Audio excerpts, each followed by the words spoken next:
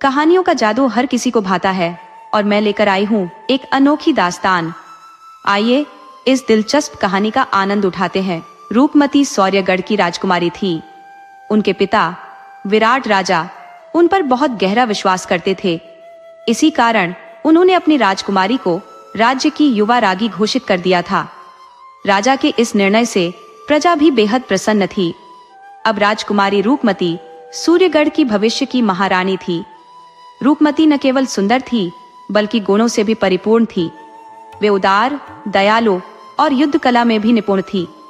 राज्य पर आने वाली हर कठिनाई का सामना वे बड़ी कुशलता से करती थी। एक बार पड़ोसी राज्य के राजा भान सिंह ने उनके राज्य पर हमला कर दिया, परंतु रूपमती ने अपनी वीरता और चतुराई से उस युद्ध को जीत लिया। हालांकि इस युद्ध में हुई हिंसा ने उनके मन को विचलित कर दिया। वे अपने मन को शांत करना चाहती थी। इसी दौरान एक जादूगर उनके राज्य में आया। उसकी खासियत यह थी कि वह कोई जादू का खेल नहीं दिखाता था, बल्कि जीवन की कहानियों को जादुई अंदाज में प्रस्तुत करता था। उसकी कहानियों में ऐसा जादू था कि सुनने वाला भी उन्हें जीने लगता था। इस जादूगर का नाम था माथा और उसकी प्रसिद्धि दूर दूर तक फैली हुई थी। राजकुमारी ने भी उसकी विशेषता के बारे में सुना था और उससे मिलने की उत्सुकता में उसने उसे महल में बुलाने का निमंत्रण भेजा। हालांकि जादूगर का एक नियम था कि वह अपने डेरों के बाहर कहानी नहीं सुनाता था, इसीलिए उसने महल में आने से मना कर दिया। राजकुमारी ने उसके इस नियम का सम्मान किया और पिता से आज्ञा लेकर खुद ही जादूगर के डेरे पर चल पड़ी। पिता ने भी उन्हें आज्ञा दे दी, क्योंकि वे जानते थे कि राजकुमारी के मन में व्यथा थी। राजकुमारी अपने सैनिकों के साथ महल से 2 कोस दूर पश्चिम दिशा में स्थित जादूगर के डेरे पर पहुंच गई। वहां उन्होंने देखा कि जादूगर एक छोटी सी झोपड़ी में रहता था। राजकुमारी ने सोचा कि क्या यही जादूगर का डेरा है। उन्होंने अपने सैनिकों से कहा, जाओ और पूछ कर आओ कि क्या जादूगर इसी कुटिया में रहता है। सैनिक अंदर गए और जादूगर उनके साथ बाहर आया। जादूगर ने राजकुमारी का स्वागत किया और पूछा, क्या आप अपनी सेना के साथ कहानी सुनेंगी या अकेले। राजकुमारी ने उत्तर दिया, हम अकेले ही आपकी कहानी सुनना पसंद करेंगे। फिर राजकुमारी जादूगर की झोपड़ी के अंदर चली गई और जादूगर ने उन्हें एक फूस का बना हुआ आसन दिया। राजकुमारी बिना किसी संकोच के उस पर बैठ गई। उन्होंने जादूगर से पूछा, क्या तुम्हारा नाम सच में माथा है। जादूगर ने मुस्कुराते हुए सिर हिला दिया। कहानी सुनाने से पहले जादूगर राजकुमारी से कहने लगा, राजकुमारी जी, मेरी कहानी हर रोज थोड़ा थोड़ा आगे बढ़ेगी। जब तक कहानी चलेगी आपको मुझसे सच्चाई कहना होगा, इसलिए आपको मुझे वचन देना होगा। राजकुमारी ने मुस्कुराते हुए पूछा, क्या तुम भी मुझसे सच्चाई कहोगे। जादूगर हल्के से मुस्कुराते हुए बोला, राजकुमारी जी, मैं आपसे सच्चाई नहीं कह सकता। अगर मैं सच कह दूं तो मेरी कला का कोई मतलब नहीं रहेगा। मैं एक जादूगर हूं और भ्रम पैदा करना ही मेरी कला है। भ्रम का भी अपना सच नहीं होता, इसलिए मैं आपसे सच नहीं कह सकता। जो कहानी मैं सुनाने वाला हूं वह भी तो भ्रम की ही होगी। राजकुमारी ने मुस्कुराते हुए उसकी ओर देखा और कहा, इस कला का मुझे ज्यादा ज्ञान नहीं है, लेकिन तुम अपनी बातों की कला में बहुत ही निपुण हो। क्या मैं तुमसे एक प्रश्न पूछ सकती हूँ। जादूगर ने उत्तर दिया, राजकुमारी जी, आपकी जो इच्छा हो आप मुझसे पूछ सकती हैं।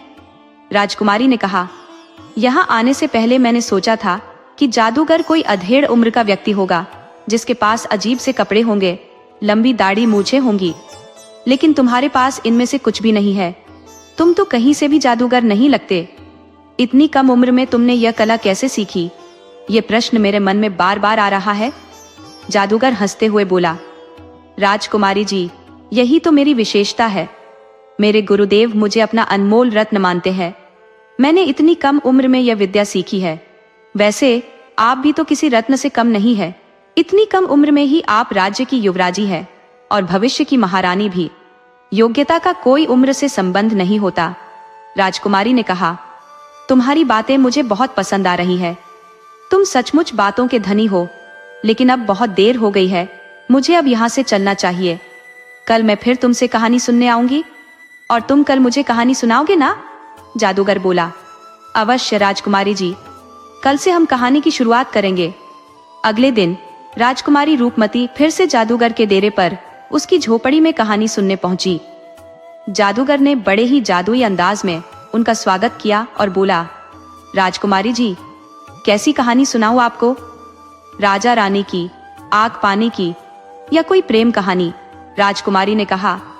जादूगर जी, मुझे ना राजा रानी ना आग पानी, मैं ऐसी कहानी सुनना चाहती हूँ जो सरल जीवन की सरल कहानी हो। जादूगर ने आश्चर्य से पूछा, सरल जीवन की सरल कहानी क्यों राजकुमारी जी? राजकुमारी ने उत्तर दिया, क्योंकि मेरा मन बहुत उदास है। ऐसी बात बताओ जिससे मेरे मन की उदासी कहीं खो जाए।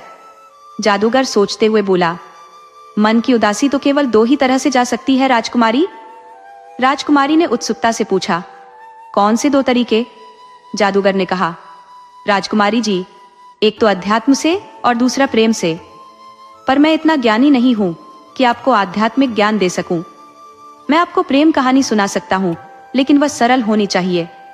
राजकुमारी ने सहमति में सिर हिलाया।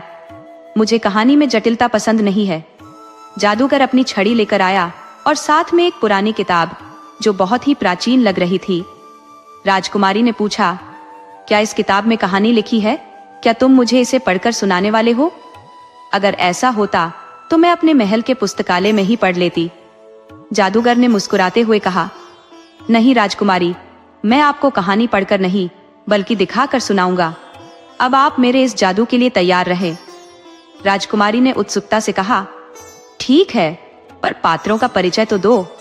जादूगर ने कहा, क्यों नहीं? सुनिए, यह कहानी एक गांव की लड़की अपूर्वा की है। राजकुमारी ने पूछा, क्या अपूर्वा बहुत सुंदर है? जादूगर ने जोर से हंसते हुए कहा, सुंदरता और गरीबी का आपस में क्या संबंध राजकुमारी जी? अगर वह सुंदर भी है तो गरीबी की आग उसे बुरी तरह झुलसा देती है। सुंदरता तो केवल अमीरों के लिए होती है।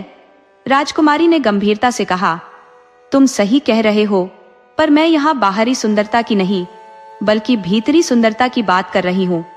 क्या आंतरिक सुंदरता नहीं होती? जादूगर ने थोड़ी शर्मिंदगी के साथ उत्तर दिया, आंतरिक सुंदरता भी होती है राजकुमारी जी। क्षमा करें, मैं आपकी बात समझ नहीं सका। अब मैं अपनी कहानी आरंभ करता हूँ।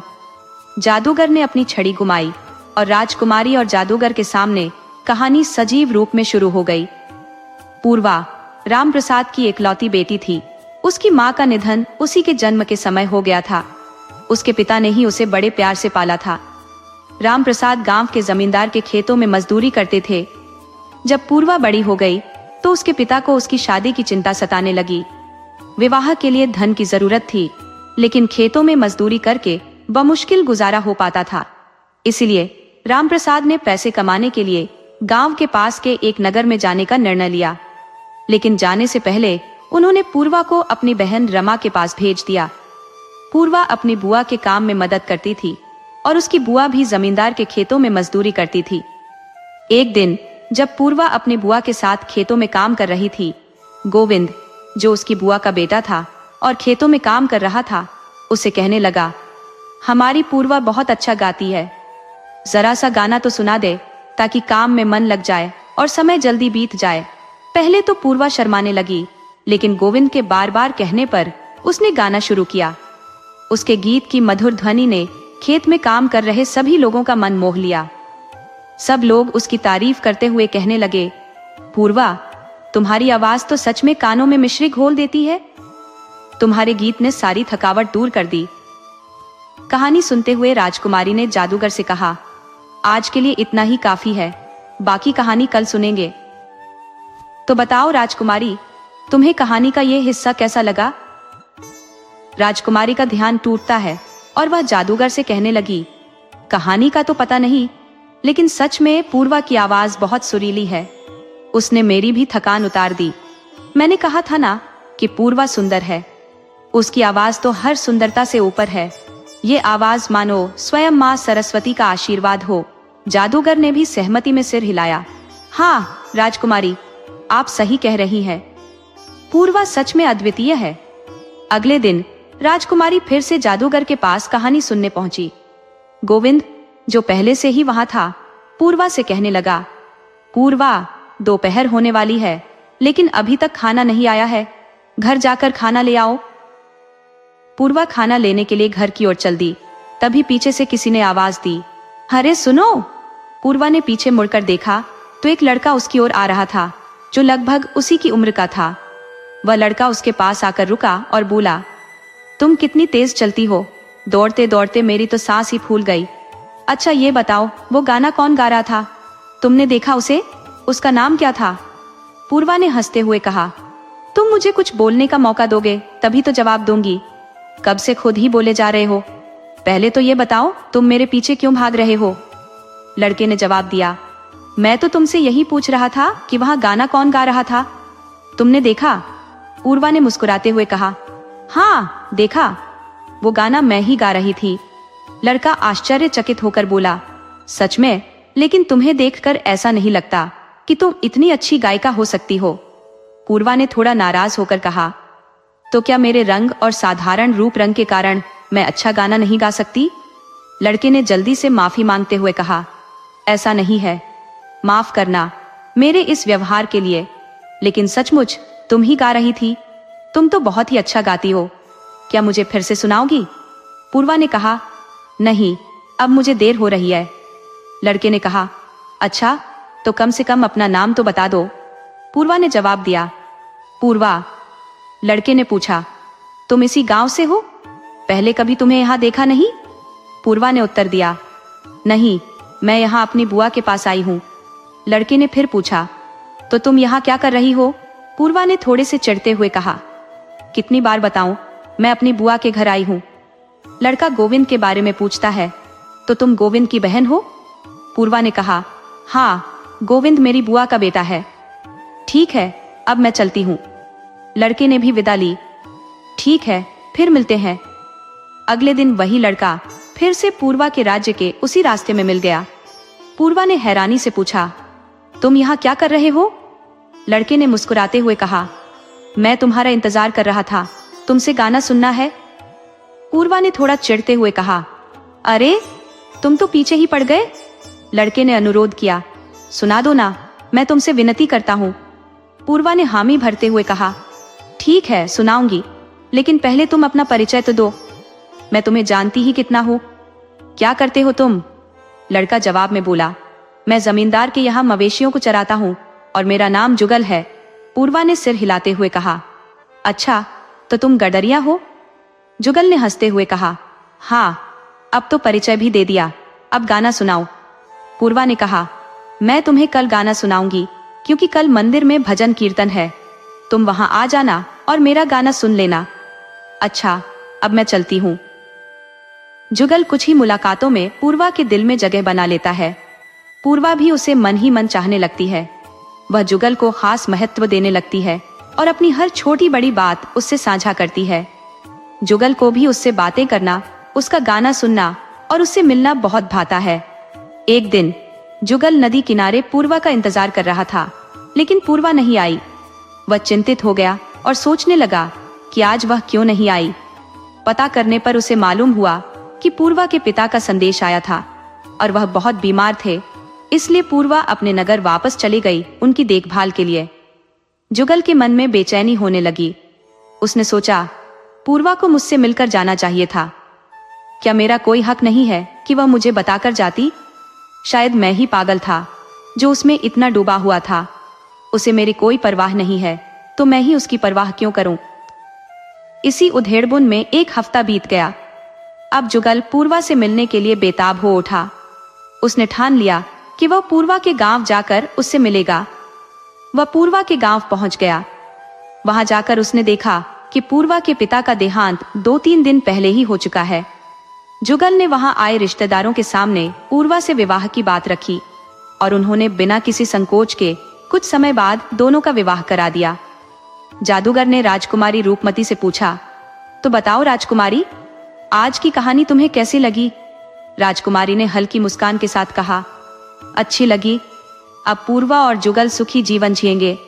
कितना सरल जीवन है। काश मेरा भी ऐसा ही जीवन होता, एकदम सरल। जादूगर ने कहा, आप ऐसी जीवन की कामना कैसे कर सकती हैं, जबकि आप जैसा जीवन जीने के लिए लोग ईश्वर से प्रार्थना करते हैं? राजकुमारी ने गंभीरता से कहा, मेरा जीवन सिर्फ एक बाहरी दिखावा है। इसमें हर रोज एक आंतरिक संघर्ष चलता रहता है। मुझे हर किसी को शक की नजर से देखना पड़ता है, किसी पर भी भरोसा नहीं कर सकती। मित्र तो बहुत है मेरी जिंदगी में, परंतु सच्चा मित्र कोई नहीं। तो बोलो, क्या तुम मेरे जैसा जीवन जीना चाहोगे? फिर राजकुमारी ने सवाल किया। क्या कहानी समाप्त हो गई? जादूगर ने जवाब दिया। नहीं राजकुमारी। राजकुमारी ने फिर पूछा, तो अब क्या रह गया? जादूगर ने कहा, इस कहानी में प्रेम की परीक्षा बाकी है। जब तक परीक्षा ना हो तब तक ज्ञान भी पूर्ण नहीं माना जाता, तो प्रेम कैसे पूर्ण माना जाएगा? परीक्षा ही प्रेम को स्थिर बनाती है। राजकुमारी ने उत्सुकता से कहा, अच्छा तो आगे सुनाओ। जादूगर ने मुस्कुराते हुए कहा, नहीं, आगे कल सुनेंगे। अगले दिन राजकुमारी साधारण वस्त्रों में जादूगर के पास कहानी सुनने आई। उसे इस रूप में देखकर जादूगर चौंक गया और कहने लगा, राजकुमारी जी, आप इतने साधारण वस्त्रों में? राजकुमारी ने हंसते हुए कहा, हाँ, आज से मैं साधारण स्त्रियों की तरह ही तुमसे कहानी सुनने आऊंगी। जादूगर ने थोड़ी हैरानी के साथ कहा, आपने मेरा नाम लिया? राजकुमारी ने कहा, हाँ, अब मैं तुम्हें तुम्हारे नाम से ही पुकारूंगी। जादूगर ने मुस्कुराते हुए कहा, मुझे तो कोई ऐतराज नहीं है राजकुमारी जी। राजकुमारी ने कहा, जादूगर भीमा, अब तुम भी मुझे रूपमती के नाम से पुकारो, मुझे राजकुमारी जी मत बोला करो। जादूगर ने कहा, लेकिन मैं आपको राजकुमारी जी ही बुलाता रहूंगा। राजकुमारी ने कहा, नहीं, क्योंकि तुम्हें इतने दिनों तक परखने के बाद मैं तुम पर भरोसा कर सकती हूँ और मैं तुमसे मित्रता करना चाहती हूँ। क्या तुम मुझसे मित्रता करोगे? जादूगर ने खुशी से कहा, एक राजकुमारी से कौन है जो मित्रता नहीं करना चाहेगा? रूपमती ने मुस्कुराते हुए कहा, अच्छा चलो, अब आपने मित्र को आगे की कहानी सुनाओ, मैं भी तो देखूं कि कैसी परीक्षा होगी। जादूगर ने अपनी छड़ी घुमाई और कहानी फिर से जीवंत हो उठी। जुगल और पूर्वा अपनी जिंदगी सुकून के साथ गुजार रहे थे। धन का अभाव था, पर दिलों में सुकून बहुत था। एक दिन जुगल का बड़ा भाई माधव, जो उसी गांव में अपनी पत्नी के साथ रहता था, उससे मिलने आया। माधव ने जुगल से कहा, कब तक इस तरह जीवन गुजारोगे? चलो मेरे साथ नगर में, वहां काम की कमी नहीं है और अच्छा पैसा भी मिलेगा। वहां धनीराम सेठ है, जिनकी गौशाला है। उन्हें गायों की देखभाल के लिए एक इंसान की जरूरत है। तुम वहां काम करोगे तो अच्छा पैसा मिलेगा। माधव की बात मानकर जुगल और पूर्वा नगर आ गए। जुगल सेठ धनीराम के यहाँ गायों की देखभाल करने लगा और पूर्वा धनीराम के घर का काम करने लगी। एक दिन जब मंदिर में भजन कीर्तन हो रहे थे, तो सेठानी पूर्वा को अपने साथ ले गई। सेठानी ने पूर्वा से कहा, तुम भी कोई अच्छा सा भजन सुनाओ। पूर्वा ने भजन गाना शुरू किया तो वहां बैठे एक व्यक्ति ने पूर्वा से पूछा, बेटी, तुमने ये संगीत कहाँ से सीखा? पूर्वा ने उत्तर दिया, गरीब को सिखाने वाला कौन होता है? आपका ये सवाल मुझे ताना लगता है। वह व्यक्ति बोला, मुझे क्षमा करना बिटिया, अगर तुम्हें मेरी बात बुरी लगी हो, लेकिन तुम बहुत ही सुंदर गाती हो, इसलिए मैं जानना चाहता था कि तुमने संगीत कहाँ से सीखा है। पर तुमने सही कहा, गरीब का गुरु प्रकृति होती है। भगवान तुम्हारे इस हुनर को हमेशा बनाए रखे। कुछ समय बाद एक व्यक्ति जुगल के पास आया और बोला, महल की गौशाला में एक व्यक्ति की जरूरत है, क्या तुम वहां काम करोगे? वहां तुम्हें इससे ज्यादा दान मिलेगा। जुगल बिना सोचे समझे वहां हाँ भर देता है। अब जुगल महल की गौशाला में गायों की देखभाल करने लगा। उसे इसके लिए अच्छा पैसा मिलता था, तो उसने पूर्वा से कहा कि वह अब सेठ के यहाँ काम न करे। अब वे दोनों एक दूसरे के साथ खुशहाल जीवन व्यतीत कर रहे थे। एक शाम की बात है, पूर्वा जुगल का इंतजार कर रही थी, लेकिन रात बहुत हो गई और जुगल नहीं आया। वह बहुत परेशान हो गई। पूरी रात निकल गई, लेकिन जुगल नहीं आया। उसके इंतजार में पूर्वा जमीन पर ही सो गई। अचानक दरवाजा खटखटाया गया। उसने दरवाजा खोला तो सामने माधव खड़ा था। उसने पूर्वा को आकर बताया, जुगल को सैनिकों ने कारावास में डाल दिया है, उस पर गाय चुराने का इल्जाम लगा है। ये सुनकर पूर्वा जोर जोर से रोने लगी। उसने माधव से पूछा, अब क्या करें, उसे कैसे कारावास से निकाले? माधव ने सांत्वना दी, रो मत, चलो हम दोनों उससे मिलने चलते हैं। वे दोनों कारावास पहुंचे। लेकिन सैनिकों ने उन्हें जुगल से मिलने नहीं दिया। पूर्वा ने बहुत विनती की, उनके पैर तक पकड़ लिए, लेकिन वे नहीं माने। सैनिकों ने कहा, कल राजा के दरबार में इसे पेश किया जाएगा, जो कहना है कल वहां कहना। माधव ने पूर्वा से कहा, हम दोनों कल राजा के दरबार में जाएंगे और राजा से विनती करेंगे। जुगल ऐसा नहीं कर सकता, वे हमारी बात अवश्य सुनेंगे। रात जैसे सदियों से लंबी हो गई। सुबह हुई और माधव और पूर्वा राजा के दरबार पहुंचे। भव्य दरबार में ऊंचे सिंहासन पर राजा प्रताप सिंह विराजमान थे। उनके बगल में रानी रत्ना देवी बैठी थी और नीचे मंत्रिमंडल जमा हुआ था। जुगल को राजा के सामने पेश किया गया। राजा ने सवाल किया, इसका क्या दोष है? सैनिकों ने जवाब दिया, महाराज, इसने हमारी गौशाला से गायें चुराई हैं। इतने में पूर्वा बोल उठी, यह झूठ है महाराज, मेरा पति ऐसा नहीं कर सकता। राजा ने पूर्वा से पूछा, तुम कौन हो? पूर्वा ने कहा, मैं इसकी पत्नी हूं महाराज, इसे फंसाया गया है। आपके सैनिकों को कोई भ्रम हुआ है? राजा ने सैनिकों से पूछा, कोई प्रमाण है कि चोरी इसी व्यक्ति ने की है? सैनिक ने कहा, महाराज, इसे कुछ लोगों ने चोरी करते हुए देखा है। राजा ने कहा, उन्हें पेश करो। सैनिक 3 गवाहों को हाजिर करते हैं। वे सभी जुगल के खिलाफ गवाही देते हैं और जुगल पर दोष सिद्ध हो जाता है। राजा जुगल को 200 स्वर्ण मुद्राओं का दंड सुनाता है। दंड सुनकर जुगल और पूर्वा पर मानो पहाड़ ही टूट पड़ा। दोनों का रो रो कर बुरा हाल हो गया। वे राजा से प्रार्थना करने लगे, हम इतना धन कहां से लाएंगे? उनकी बेबसी देखकर रानी रत्ना ने कहा, हमारी गाय हमें बेहद प्रिय थी, अब रोने से कुछ नहीं होगा, तुम अपना दंड स्वीकार करो। जुगल और पूर्वा गिड़गिड़ाने लगे, महारानी, आप तो दया करो।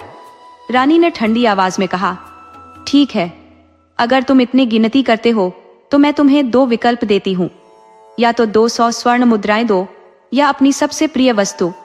जुगल और पूर्वा ने एक दूसरे को आश्चर्य से देखा, क्योंकि उनके लिए एक दूसरे से प्रिय कोई भी नहीं था। इतने में रानी रत्ना ने कहा, तुम्हारी पत्नी की आवाज बहुत मधुर है, क्या तुम उसकी आवाज हमें दे सकते हो? दोनों इस अजीब मांग को समझ नहीं पाए। तभी रानी ने अपने सैनिकों को संकेत दिया। कुछ ही देर में 2 सैनिक एक डंडे पर कुछ लटका कर लाए, जिससे धुआं निकल रहा था। जुगल और पूर्वा अब भी एक दूसरे को हैरानी से देख रहे थे। वह लोहे का बर्तन था जिसमें जलते हुए अंगारे थे। रानी रत्ना ने पूर्वा से कहा, अगर तुम अपने पति को दंड से मुक्त करना चाहती हो तो या तो हमें 200 स्वर्ण मुद्राएं दो या इन जलते हुए अंगारों को अपने मुंह में डालकर अपनी आवाज हमें दे दो। इतने में रूपमती गुस्से में बोल पड़ी, ये कैसा अमानवीय व्यवहार है? कोई किसी के साथ ऐसा कैसे कर सकता है? ये दंड तो किसी दोषी को भी नहीं दिया जा सकता, और पूर्वा तो निर्दोष है, कोई इतना निष्ठुर कैसे हो सकता है? भीमा ने कहा, राजकुमारी, हर कोई आपकी तरह नहीं होता, कुछ लोग तो अपनों को भी नहीं छोड़ते। ऐसे लोग एक पागल हाथी की तरह होते हैं, जो अपने रास्ते में जो भी आता है उसे कुचलते चले जाते हैं। ये लोग इंसान जैसे दिखते हैं, पर इनके कर्मों को देखकर मानवता भी शर्मसार हो जाती है। रूपमती ने पूछा, क्या तुम्हारे साथ भी कुछ ऐसा हुआ है? बताओ, मैं तुम्हारी मित्र हूँ।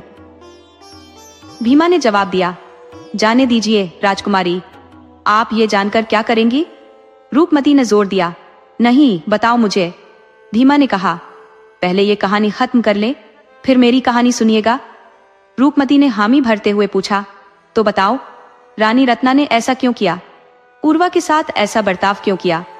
भीमा ने कहा, इसका उत्तर मैं आपको कल दूंगा, आप तब तक सोचिए कि ऐसा क्यों हुआ। राजकुमारी रूपमती संध्या के समय अपने कक्ष की खिड़की से बाहर देखते हुए सोच रही थी। तभी एक व्यक्ति पीछे से आकर बोला, क्या आप किसी उलझन में हैं? रूपमती का ध्यान टूटा। उसने पीछे मुड़कर देखा और कहा, भ्राताश्री। वे उनके चचेरे भाई थे, जो उनसे केवल 17 दिन बड़े थे, और उन पर रूपमती खुद से ज्यादा विश्वास करती थी। नकुलदेव ने कहा, हाँ प्यारी बहना, क्या बात है, कहाँ खोई हुई हो? रूपमती ने कहा, कहीं नहीं, बस कुछ समझने का प्रयास कर रही हूँ।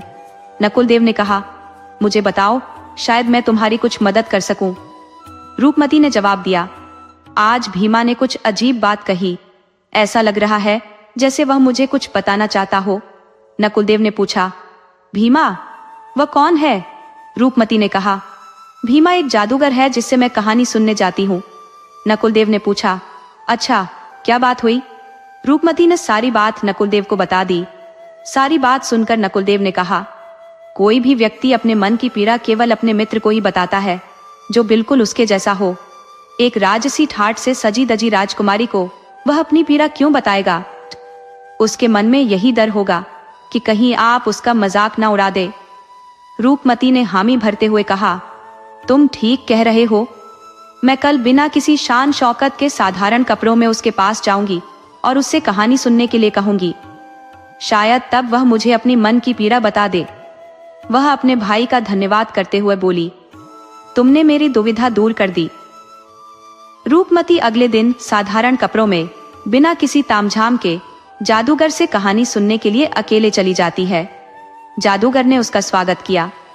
राजकुमारी सोचती है, पहले कहानी सुन लूं, फिर बातें करते करते इससे इसके मन की बात भी जान लूंगी।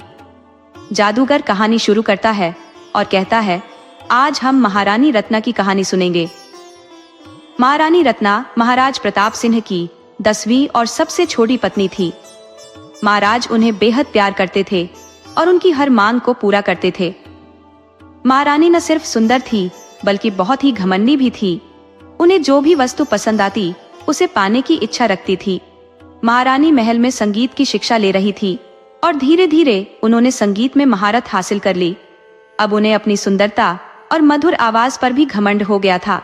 एक दिन महाराज के सामने गाना गाकर जब उन्होंने अपने गुरु से पूछा, इस संसार में कोई मुझसे मधुर गा सकता है? तब गुरु ने जवाब दिया, महारानी, कुछ समय पहले तक तो मुझे ऐसा ही लगता था, लेकिन हाल ही में मैंने एक स्त्री को गाते हुए सुना है जो आपसे भी मधुर गाती है। उसका संगीत सुनकर ऐसा लगता है मानो माँ सरस्वती स्वयं उसके कंठ पर विराजमान हो। महारानी ने गुस्से से पूछा, उसका नाम क्या है? गुरु ने कहा, उसका नाम अपूर्वा है। मैंने उसे मंदिर में भजन गाते सुना है और मैं तो आनंद से रोमांचित हो गया। ये सुनकर महारानी का क्रोध 7वें आसमान पर पहुंच गया। राजकुमारी रूपमती बीच में ही बोल उठी, तो इसलिए महारानी रत्ना ने पूर्वा के खिलाफ ये षड्यंत्र रचा? भीमा ने उत्तर दिया, जी राजकुमारी। रूपमती ने कहा, भीमा, क्या तुम इस कहानी का अंत बदल सकते हो? मुझे इसका अंत अच्छा नहीं लगा। भीमा बोला, बिल्कुल बदल सकता हूँ, पर मुझे इसका यही अंत पसंद है। रूपमती ने नाराजगी जताते हुए कहा, लेकिन मुझे ये अंत पसंद नहीं है। भीमा ने कहा, मैं अंत नहीं बदलना चाहता, लेकिन अगर आप चाहती हैं तो आप खुद इस कहानी का अंत बदल सकती है। रूपमती ने चकित होकर पूछा, वो कैसे? भीमा ने अपनी जादुई छड़ी देते हुए कहा, ये लो मेरी छड़ी और इस कहानी का अंत बदल दो। जैसे ही रूपमती ने छड़ी पकड़ी, वहां रखी एक पुरानी किताब अचानक खुल गई और उसमें से तेज प्रकाश निकलने लगा। किताब ने रूपमती को अपने अंदर खींच लिया और वह गायब हो गई। किताब बंद हो गई और रूपमती उसमें कैद हो गई। भीमा ये सब देखकर परेशान हो गया।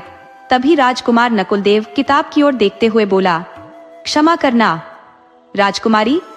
अचानक वहां एक अग्नि रूप में देवी प्रकट हुई और भीमा से कहा, तूने अपनी विद्या का उपयोग एक निर्दोष स्त्री को सताने के लिए किया है। मैं तुझे श्राप देती हूँ कि तेरा शरीर एक ही पैर के अंदर पत्थर का हो जाएगा। भीमा देवी के श्राप से डर गया और सोचने लगा कि अब वह कैसे मुक्त होगा। वह यह भी नहीं जानता था कि राजकुमारी रूपमती कैसे छूटेगी। तभी एक व्यक्ति जिसका चेहरा ढका हुआ था भीमा के पास आया और पूछा, क्या मेरा काम हो गया? भीमा ने कहा, हाँ, तुम्हारा काम हो गया है। अब मेरे गुरुदेव को कारागार से मुक्त कर दो, जैसा तुमने वादा किया था। व्यक्ति ने पूछा, तुम्हारे पैरों को क्या हुआ है? भीमा ने उत्तर दिया, तुम्हें क्या लगता है मैं गलत काम करूंगा और उसका दंड मुझे नहीं मिलेगा? अवश्य मिलेगा। अब कुछ ही समय में मेरा पूरा शरीर पत्थर का बन जाएगा। इससे पहले मैं अपने गुरुदेव से मिलना चाहता हूँ। व्यक्ति ने कहा, मैं तुम्हें तुम्हारे गुरुदेव से मिलवा दूंगा। अगर तुम्हारी कोई और इच्छा हो तो वह भी बताओ। भीमा ने कहा, मैं ये जानना चाहता हूँ कि तुमने मुझसे ये काम क्यों करवाया और तुम हो कौन? व्यक्ति ने कहा, मैं तुम्हें सारी बात बताऊंगा, क्योंकि कुछ ही समय में तुम्हें यह श्राप अपने अंदर खींच लेगा। और फिर तुम किसी को कुछ भी नहीं बता सकोगे। सुनो, मैं रूपमती का बड़ा भाई नकुलदेव हूँ, और ये षड्यंत्र मैंने इसलिए रचा क्योंकि सिंहासन पर सिर्फ मेरा अधिकार है। मैं ही उसका उत्तराधिकारी था और मैं ही रहूंगा। भीमा ने सावधान किया, राजकुमारी भले ही इस किताब के अंदर फंस गई हो, लेकिन वहां भी वो तुम्हारी सारी बातें सुन सकती है। नकुलदेव ने कहा, सुनने दो, वैसे भी वह अब यहाँ नहीं आएगी और तुम भी जल्द ही पत्थर बन जाओगे। तुमने कहा था ना कि तुम अपने गुरुदेव से मिलना चाहते हो। दुर्भाग्य से मैंने उन्हें ईश्वर के पास भेज दिया है। गुस्से में व्यक्ति बोला, तुम तो एक बेहद निर्दयी व्यक्ति हो, तुम्हें इसका दंड अवश्य मिलेगा। इस प्रकार बोलते बोलते भी माँ का शरीर पूरी तरह से पत्थर का हो गया। नकुलदेव ने माँ और उस पुस्तक को एक गुप्त स्थान पर रख दिया। शाम होने को आई, लेकिन राजकुमारी महल नहीं पहुंची तो सभी लोग चिंतित हो गए। राजकुमारी के पिता, जो कि विराट राजा थे, ने राजकुमारी रूपमती को खोजने के लिए सैनिकों को चारों दिशाओं में भेजा। कई दिनों की खोज के बाद भी राजकुमारी का कोई सुराग नहीं मिला। राज्याभिषेक का समय निकट आ रहा था, इसलिए राजा और भी चिंतित हो गए। उन्होंने नकुलदेव से सलाह मांगी। नकुलदेव को मानो अपनी बात मनवाने का सुनहरा अवसर मिल गया। नकुलदेव ने कहा, महाराज, मैं यह कहने में संकोच कर रहा हूँ, लेकिन एक विचार बार बार मेरे मन में आ रहा है। राजा ने पूछा, कौन सा विचार? नकुलदेव ने कहा, कहीं ऐसा तो नहीं कि किसी जादूगर ने राजकुमारी को अपने प्रेम जाल में फंसा लिया और उसे कहीं दूर ले गया हो। राजा ने गुस्से में कहा, चुप रहो नकुलदेव, हमारी राजकुमारी ऐसा कभी नहीं कर सकती। नकुलदेव ने कहा, महाराज, मेरा आपको ठेस पहुंचाने का कोई इरादा नहीं था, परंतु आप भी जानते हैं कि स्त्रियां भावनाओं को पत्थर की भांति कठोर बना सकती है, परंतु प्रेम में तो वे पिघल जाती है। और राजकुमारी रूपमती एक साधारण जीवन चाहती थी, वह कभी महारानी नहीं बनना चाहती थी। राजा ने कहा, मुझे पूरा विश्वास है कि वह मेरा विश्वास नहीं तोड़ेगी, इसलिए मैं तुम्हारी बात नहीं मान सकता। नकुलदेव ने कहा, महाराज, यदि आपका विश्वास अटल है तो मैं भी आपके विश्वास पर विश्वास करता हूँ, लेकिन राज्याभिषेक का समय निकट है और अब तक रूपमती का कोई पता नहीं चला है। लगता है हमें राज्याभिषेक का समय आगे बढ़ाना पड़ेगा। नकुलदेव ने कहा, नहीं महाराज, आप ऐसा नहीं कर सकते। राजा ने पूछा, क्यों नहीं कर सकते? नकुलदेव ने कहा, आप मंत्रिमंडल और प्रजा से क्या कहेंगे कि राज्याभिषेक इसलिए नहीं हो रहा क्योंकि राजकुमारी कहीं गायब हो गई है। आप जानते हैं कि स्त्रियों के बारे में अफवाहें फैलने में समय नहीं लगता। राजा ने कहा, तो फिर क्या करें नकुलदेव, तुम ही बताओ। नकुलदेव ने कहा, मेरे पास एक योजना है।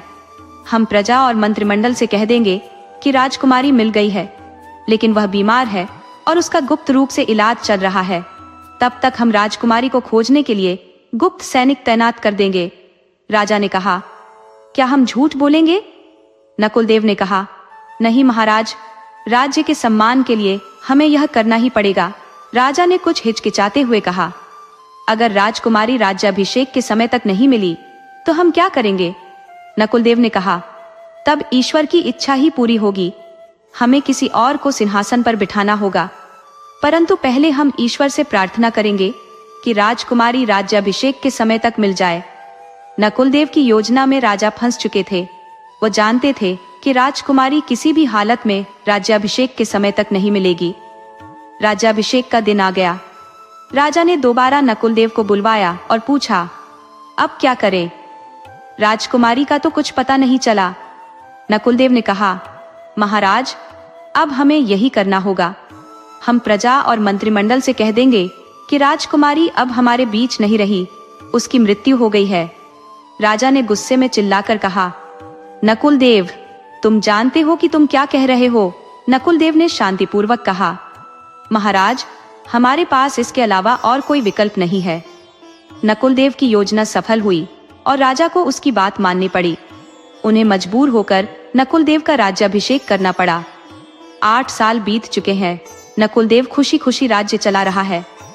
रास्ते की सबसे बड़ी रुकावट पहले ही हट चुकी थी। रूपमती को अब राज्य में कोई नहीं याद करता, सिवाय राजा के, जो अभी भी अपनी बेटी की खोज में लगे हुए थे। एक दिन एक दूत आया जो एक संदेश लेकर आया था। उस संदेश में लिखा था कि काली, जो लहू जनजाति का राजा है, उसने नकुलदेव को युद्ध की चुनौती दी है। इस सूचना के मिलते ही पूरे राज्य में खलबली मच गई। किसी को समझ नहीं आ रहा था कि क्या किया जाए। नकुलदेव ने मुख्यमंत्री और सोनीपत को चर्चा के लिए बुलाया।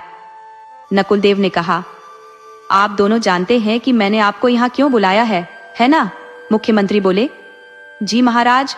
नकुलदेव ने कहा, तो आप यह भी जानते होंगे कि उन्होंने हमें 15 दिन का समय दिया है।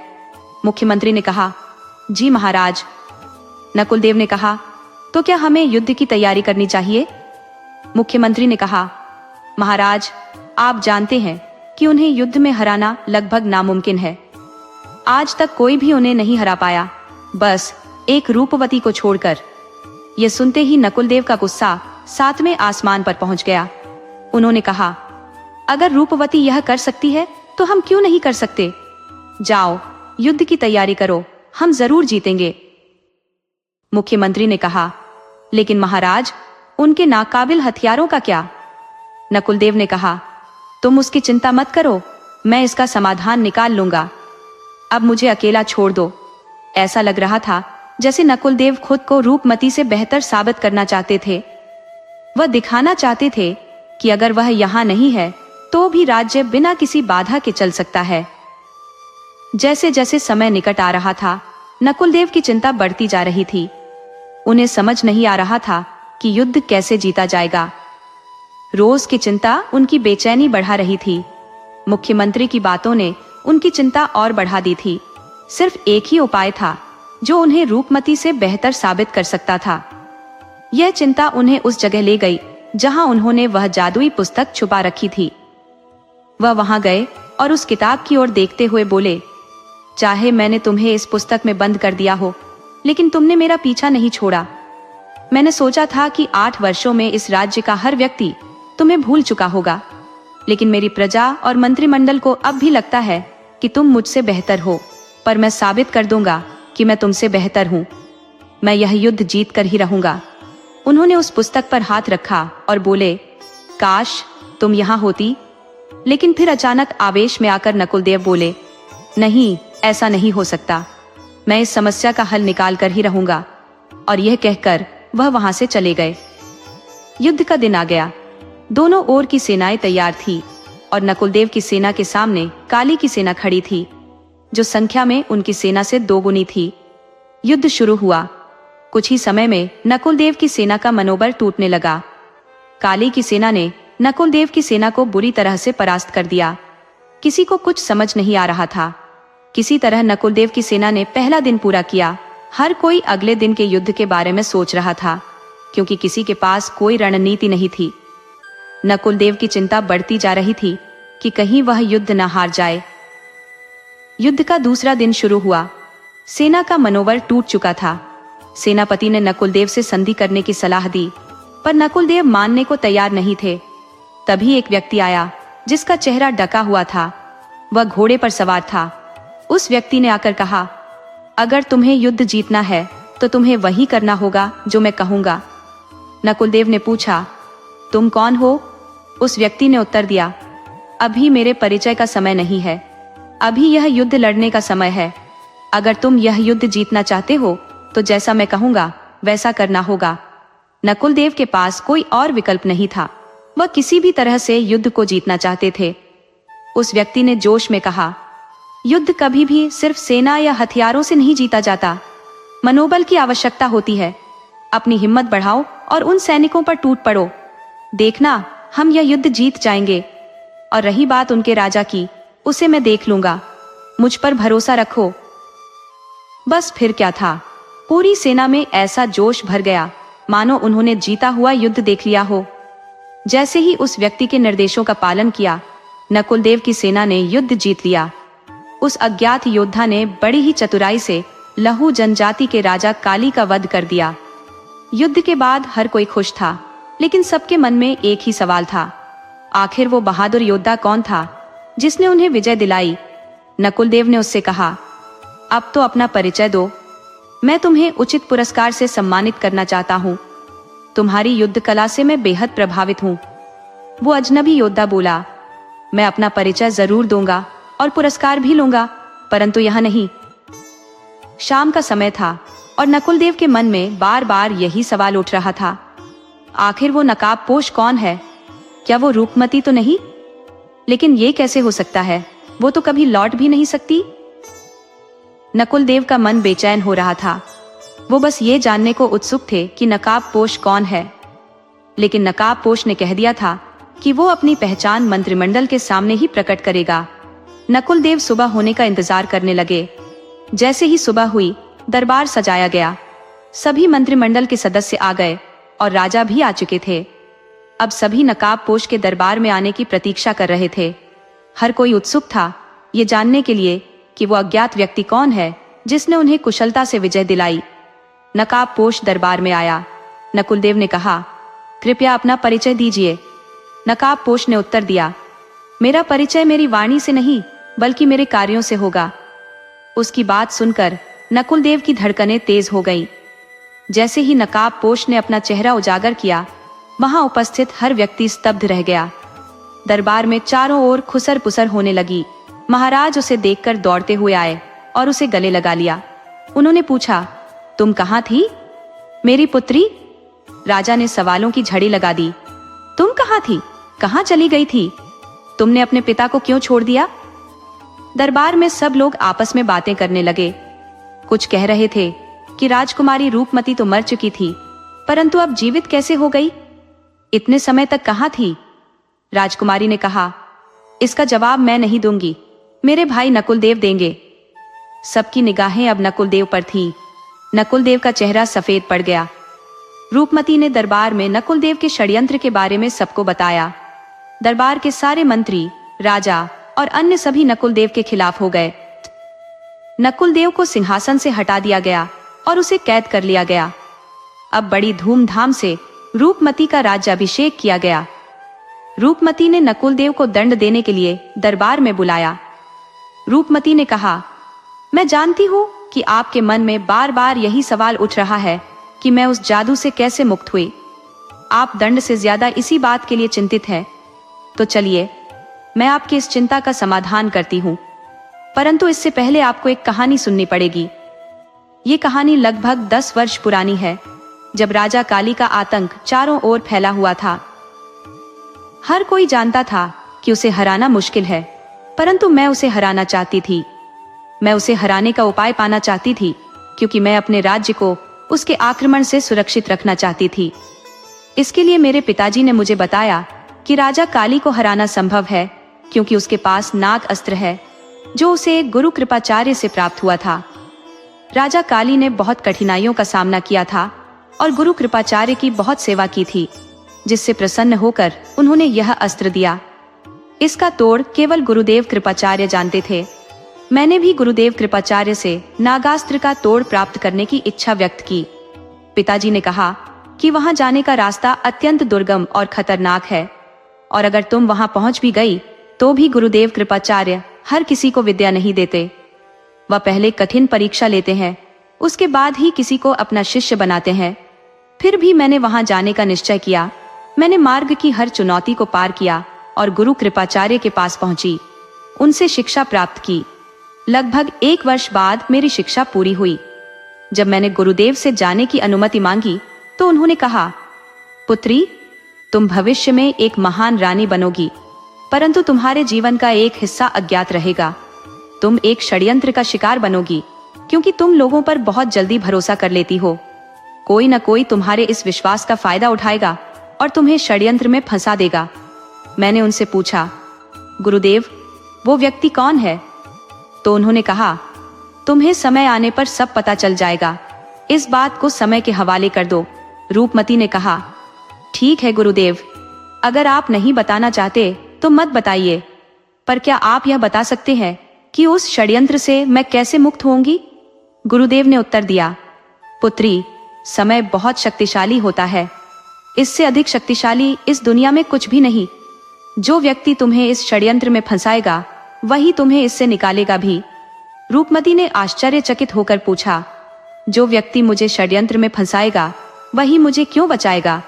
क्या वो मुझे फिर से अपने रास्ते का कांटा नहीं मानेगा? गुरुदेव ने उत्तर दिया, मैं पहले ही कह चुका हूँ, इस बात को समय के हवाले कर दो। समय एक राजा को रंक बना सकता है और एक रंक को राजा। समय के आगे सभी को झुकना पड़ता है। समय हर किसी को विवश कर देता है और यह समय ही उसे विवश करेगा कि वह तुम्हें उस षड्यंत्र से मुक्त करे। रूपमती ने कहा, और जैसा गुरुदेव ने कहा था, तुमने मुझे उसी षड्यंत्र से मुक्त किया। जब तुम उस जगह आए थे जहां तुमने मुझे और माँ को कैद में रखा था, तब तुमने उस पुस्तक पर हाथ रखकर कहा था कि मैं चाहता हूं कि तुम मुक्त हो जाओ। उसी पल मैं मुक्त हो गई थी। नकुल देव आश्चर्य से रूपमती की ओर देखता है और पूछता है, क्या तुम पहले से जानती थी? रूपमती ने उत्तर दिया, हाँ, मुझे पहले से पता था कि मेरे साथ षड्यंत्र होगा, लेकिन यह नहीं पता था कि वह षड्यंत्र मेरे अपने भ्राता रचेंगे। रूपमती ने भावुक होकर कहा, क्या आप जानते हैं, इस दुनिया में कुछ रिश्ते बहुत पवित्र होते हैं और उनमें से एक रिश्ता भाई बहन का होता है। वह दोनों बिना किसी स्वार्थ के एक दूसरे से जुड़े होते हैं। वे एक दूसरे से कुछ नहीं मांगते, एक दूसरे के दुख में दुखी होते हैं और एक दूसरे के सुख में सुखी।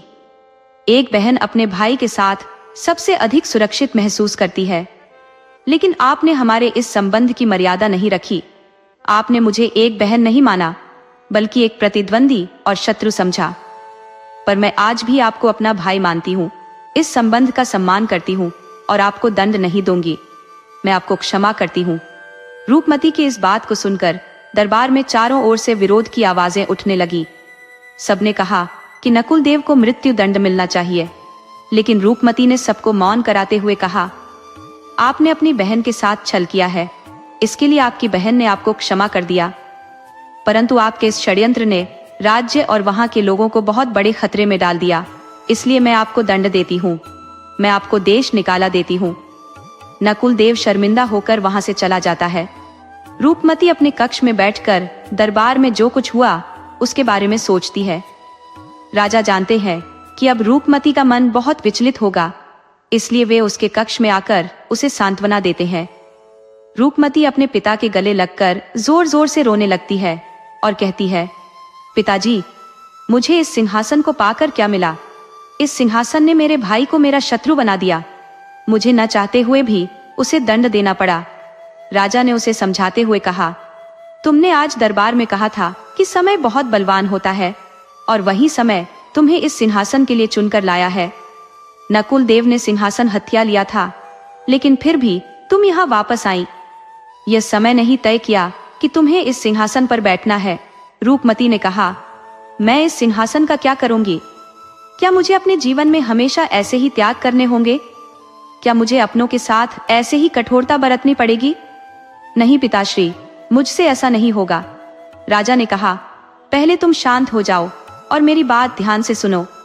यह जीवन है और जीवन कभी भी सरल नहीं होता। इस जीवन में कुछ पाने के लिए बहुत त्याग करने पड़ते हैं। जितना बड़ा हासिल होता है उतना ही बड़ा त्याग करना पड़ता है। जो त्याग करने से डरता है वह जीवन में कभी आगे नहीं बढ़ पाता। जीवन की चुनौतियों का सामना करना ही असली जीवन है। नकुल देव ने तुम्हारे साथ छल किया और उसे इसके लिए दंड मिलना ही था। यही संसार का और राजधर्म का नियम है। अब तुम विश्राम करो और उस बात को भुला दो। तुमने जो फैसला लिया वह सही था। मुझे तुम पर गर्व है। रूपमती को अपने पिता से बात करके शांति मिली। रूपमती राजा की कही बातों पर विचार करने लगी। तभी उसे जादूगर बीमा की याद आई, जो उस षड्यंत्र में फंस गया था। वह मन ही मन सोचने लगी, मुझे जादूगर बीमा को उस श्राप से मुक्त कराना ही होगा। उसकी कोई गलती नहीं थी, वो भी एक षड्यंत्र का शिकार बना था। अब मुझे उसे इस श्राप से बाहर निकालना ही चाहिए।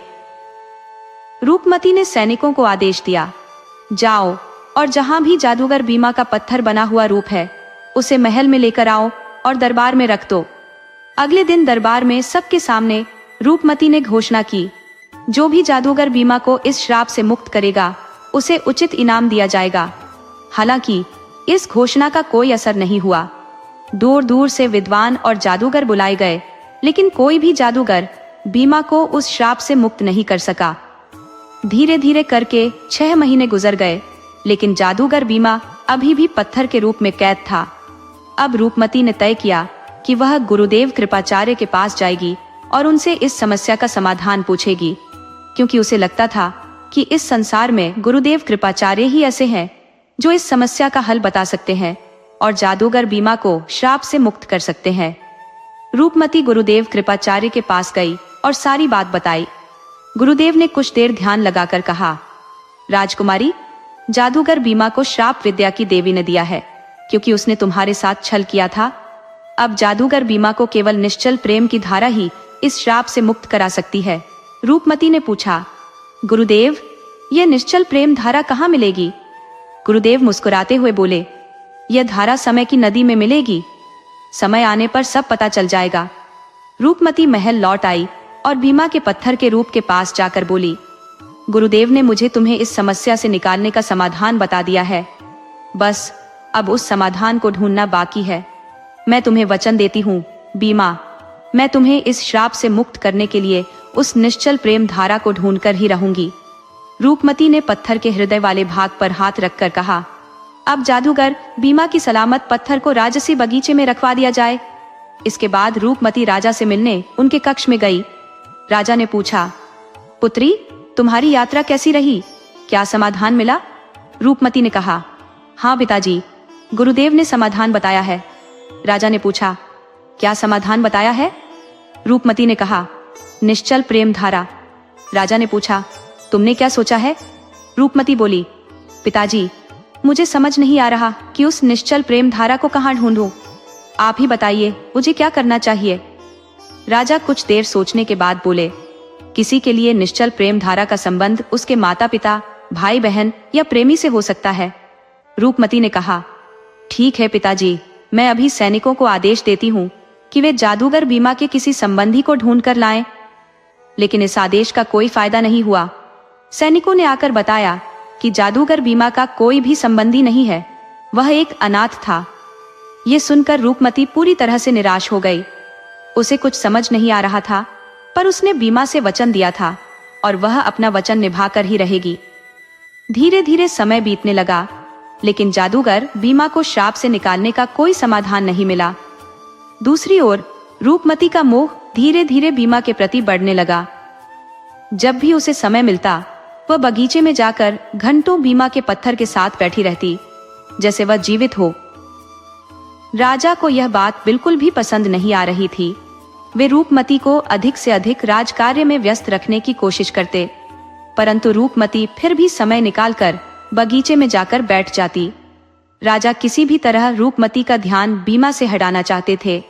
इसलिए एक दिन उन्होंने कहा, पुत्री, तुम्हारे लिए कई बड़े राज्यों से रिश्ते आए हैं। मुझे लगता है कि तुम्हें अब विवाह बंधन में बंध जाना चाहिए। रूपमती ने जवाब दिया, पिताजी, आपको जैसा सही लगे वैसा करें। राजा ने कहा, पर क्या पुत्री? रूपमती ने कहा, पिताजी, मैंने बीमा से वचन दिया है कि मैं उसे श्राप से मुक्त करूंगी। राजा ने पूछा, इस बात का विवाह से क्या संबंध है? रूपमती ने उत्तर दिया, पिताजी, बीमा का कोई संबंध नहीं है, लेकिन मैंने यह निश्चय किया है कि पहले मैं अपना वचन निभाऊंगी, फिर विवाह करूंगी। राजा ने यह सुनकर कहा, यह कैसी बात हुई? अगर जादूगर भीमा जीवन भर श्राप से मुक्त नहीं हुआ, तो क्या तुम अपनी पूरी जिंदगी शादी नहीं करोगी? रूपमती ने जवाब दिया, ऐसा नहीं है पिताजी, इस संसार में हर समस्या का समाधान होता है। इस समस्या का भी कोई ना कोई हल जरूर होगा और मुझे एक दिन जरूर मिलेगा। ये कहकर रूपमती वहां से चली गई। समय गुजरता गया और इस तरह 2 साल बीत गए। राजा का सब्र अब जवाब देने लगा था, लेकिन वह अपनी बेटी को उस शिला के पीछे पागल होते नहीं देख सकते थे।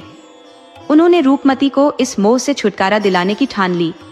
इसके लिए उन्होंने एक योजना बनाई और अपनी योजना को पूरा करने के लिए रात का इंतजार किया।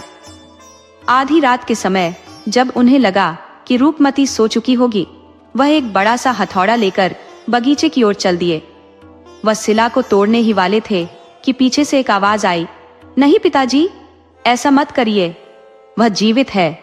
अगर आप इस शिला को तोड़ेंगे तो इसके अंदर का प्राणी मर जाएगा। नहीं पिताजी, ऐसा मत करिए। ये रूपमती की आवाज थी। राजा ने पीछे मुड़कर देखा और रूपमती से कहा, तो मैं क्या करूं बेटी?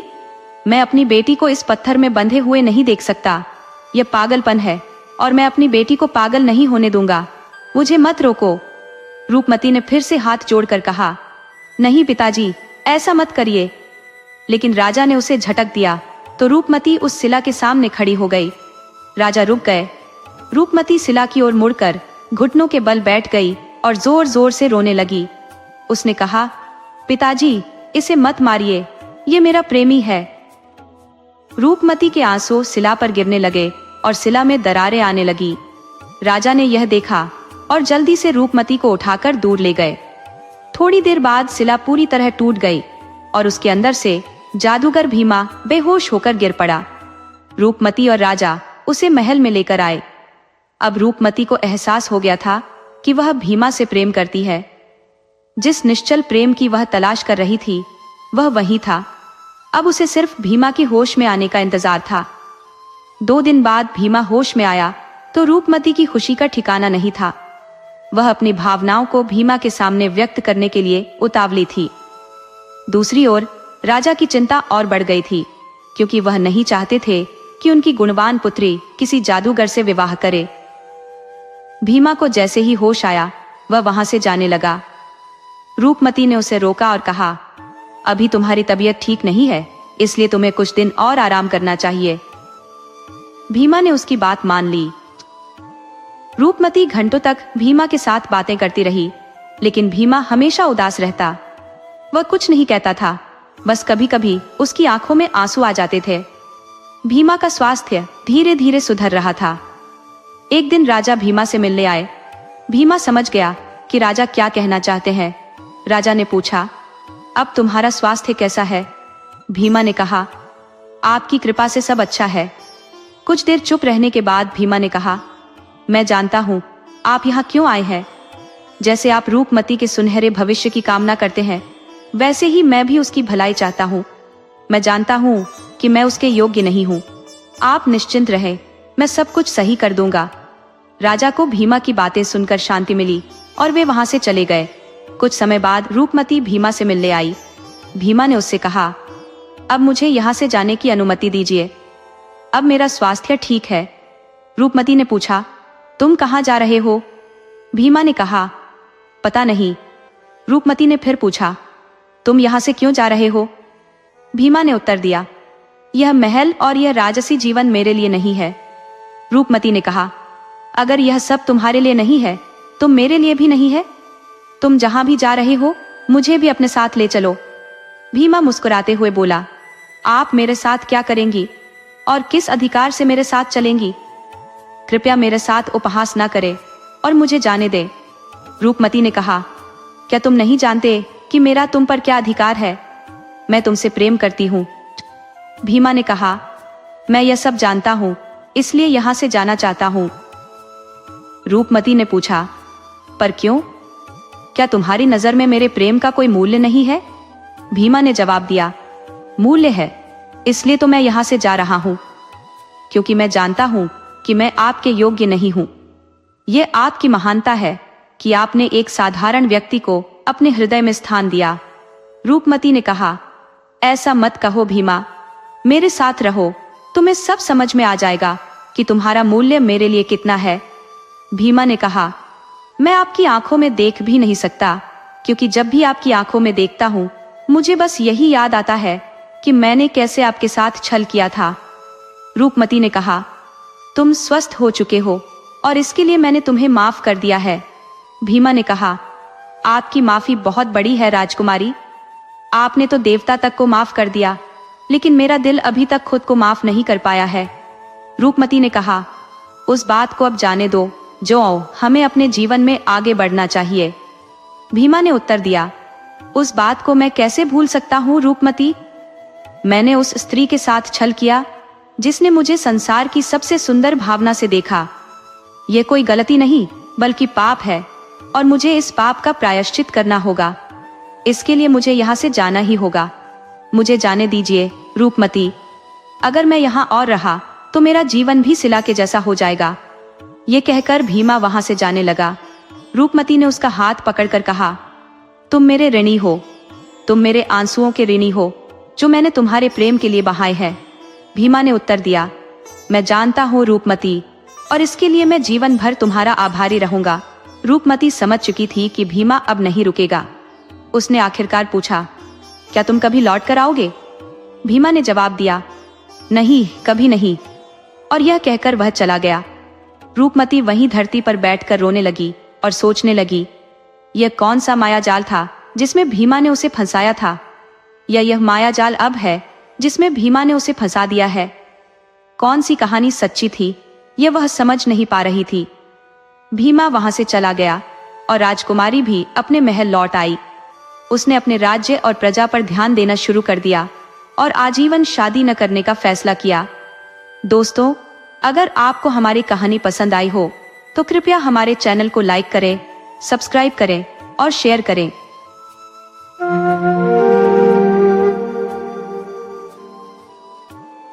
एक दिन की बात है, जब वह माँ अपने बही खाते में कुछ लिख रही थी। थोड़ी देर बाद उसने पास पड़ी मिट्टी से कुछ गढ़ना शुरू किया। मिट्टी से उसने एक आकृति बनाई, लेकिन फिर उसे बिगाड़ दिया। उसकी मासूम सी बेटी जो पास में खेल रही थी, काफी देर से यह देख रही थी। उसने देखा कि उसकी माँ कुछ बना रही है और फिर उसे नष्ट कर रही है।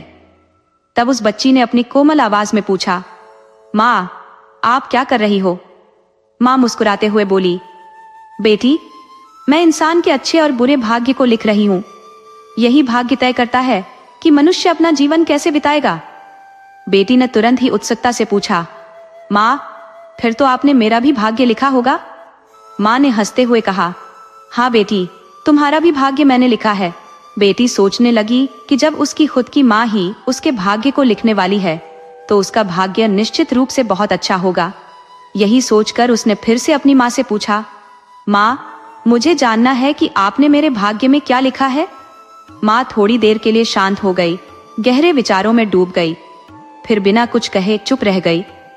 बेटी ने दोबारा वही सवाल दोहराया, माँ, आपने मेरे भाग्य में क्या लिखा है? माँ उसे बताना नहीं चाहती थी कि उसकी किस्मत में दरअसल खुशियों की जगह दुर्भाग्य लिखा है। इसलिए वह बोली, बेटी, मैं तुझे बाद में बताऊंगी, अभी तो छोटी है, इस बारे में ज्यादा मत सोच।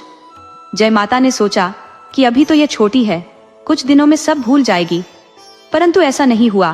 कुछ समय बीतने के बाद वही सवाल फिर से बेटी ने अपनी माँ से उत्साहित होकर पूछा, माँ, आपने मेरे भाग्य में क्या लिखा है? बार बार पूछने पर माँ ने कहा, बेटी, जब तुम 18 वर्ष की हो जाओगी तब तुम्हें बताऊंगी।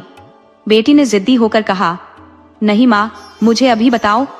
लेकिन माँ ने दृढ़ता से उत्तर दिया, जब तुम 18 वर्ष की हो जाओगी तभी बताऊंगी। बेटी ने मजबूरी में अपनी माँ की बात मानी, लेकिन अपने 18वें जन्मदिन का इंतजार करने लगी। माँ के मन में एक और विचार था, जब तक मेरी बेटी 18 वर्ष की होगी वह यह सब भूल जाएगी। समय धीरे धीरे बीतता गया और बेटी 18 वर्ष की हो गई। अब वह फिर से अपनी माँ के पास आई, उत्सुकता भरी आवाज में पूछते हुए, माँ, अब तो मुझे बता दीजिए कि आपने मेरे भाग्य में क्या लिखा है। अगर आज नहीं बताया तो मैं अन्न जल छोड़ दूंगी। बेटी की ये बातें सुनकर माँ ने उसे प्यार से सिर पर हाथ रखा और कहा, बेटी, तुम जानना चाहती हो तो सुनो, तुम्हारा विवाह तुम्हारे ही जन्म दिए पुत्र से होगा। ये सुनकर बेटी क्रोध में आ गई। उसने अपनी माँ का हाथ झटक दिया और खड़ी हो गई। माँ, आप क्या कह रही हैं? कैसी माँ है आप? आपने मेरे भाग्य में ऐसा क्यों लिख दिया? गुस्से में वह माँ को कोसने लगी, अपशब्द कहने लगी और घर से बाहर निकल गई। माँ ने उसे रोकने की बहुत कोशिश की, लेकिन बेटी नहीं रुकी। वह ठान चुकी थी कि अपनी माँ द्वारा लिखे गए भाग्य को बदल कर रहेगी। बेटी ने कहा, मैं तेरे लिखे हुए को बदल दूंगी। जो तूने मेरे भाग्य में लिखा है वह कभी सच नहीं होगा। यही सोचकर वह जंगल की ओर चल पड़ी और वहां जाकर रहने लगी। उसने निश्चय किया कि वह कभी विवाह नहीं करेगी। उसने मन में ठाना, यदि मैं विवाह ही नहीं करूंगी तो बेटा कहां से पैदा होगा, और यदि बेटा ही नहीं हुआ तो माँ का लिखा हुआ भविष्यवाणी कभी पूरी नहीं होगी। वह जंगल में फल फूल खाकर अपना जीवन बिताने लगी, एक अकेली, परंतु अपने भाग्य को बदलने के इरादे से दृढ़। तो क्या मेरी माँ के लिखे हुए भाग्य को कोई झुठला सकता है? वह मन ही मन बड़बड़ाते हुए खुद से कहती, मैं किसी पुरुष की छाया तक अपने पास नहीं फटकने दूंगी, लेकिन भाग्य का लिखा कोई नहीं बदल सकता। धीरे धीरे वह जंगल के सन्नाटे में एक झोपड़ी बनाकर रहने लगी। किसी भी पुरुष का चेहरा तक देखने से वह इनकार कर देती थी। एक दिन दोपहर के सन्नाटे में एक साधु वहां आ पहुंचे। उन्होंने उसकी झोपड़ी का दरवाजा खटखटाया। भीतर से वह बोली, कौन है? साधु ने बाहर से विनम्र स्वर में कहा, बेटी, मैं एक साधु हूँ। ये ग्रीष्म ऋतु की तपती दोपहर है। मैं दूर से आ रहा हूँ, प्यास से व्याकुल हूँ। यदि तुम मुझे थोड़ा पानी पिला दो तो बड़ी कृपा होगी। उसने थोड़ी देर सोचा और कहा, ठीक है, पर मैं अपना चेहरा नहीं दिखाऊंगी। आप अपनी आंखें बंद कर लीजिए, मैं पानी का घड़ा बाहर रख दूंगी। साधु ने सहमति में सिर हिलाया और अपनी आंखें बंद कर ली। उसने पानी का घड़ा बाहर रख दिया। पानी पीने के बाद साधु की प्यास बुझी और उसे बड़ी राहत मिली। तपती धूप में पानी पाकर वह साधु अति प्रसन्न हुआ। साधु, जो बड़े तपस्वी थे, मन ही मन बोले, इस बिटिया ने मेरी प्यास बुझाई है, इसका भला अवश्य होगा। साधु का हृदय आशीर्वाद देने को प्रेरित हुआ।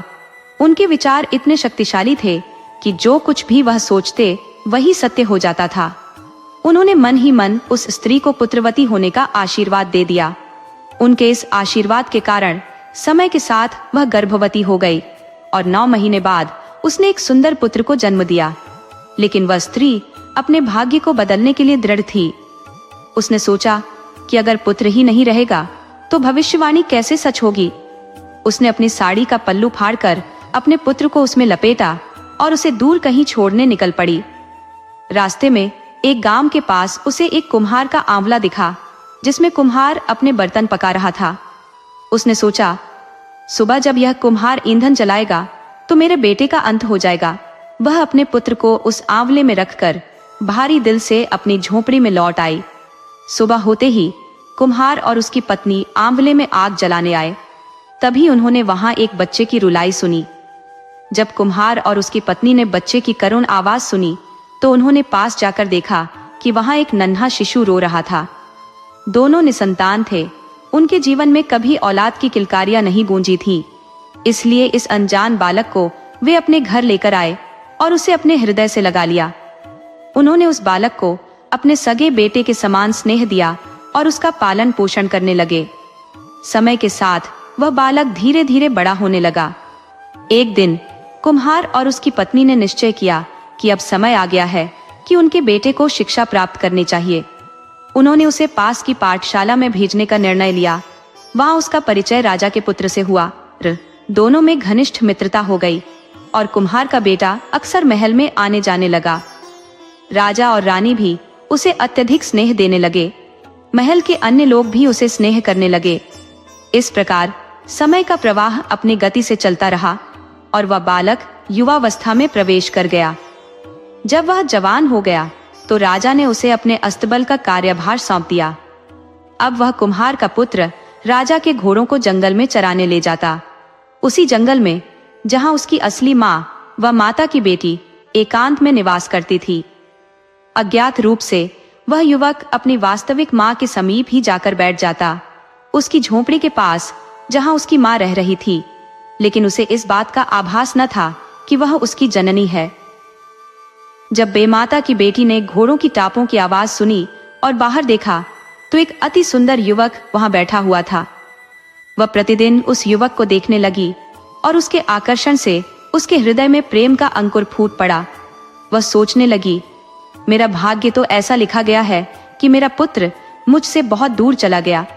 अब तो वह इस दुनिया में भी शायद नहीं होगा। अब मुझे वह भय नहीं रहा और मैं अपने शेष जीवन को शांति और खुशी से व्यतीत कर सकती हूँ। एक दिन उसने उस युवक से पूछा, तुम्हारे माता पिता कौन है? तुम किस वंश के हो?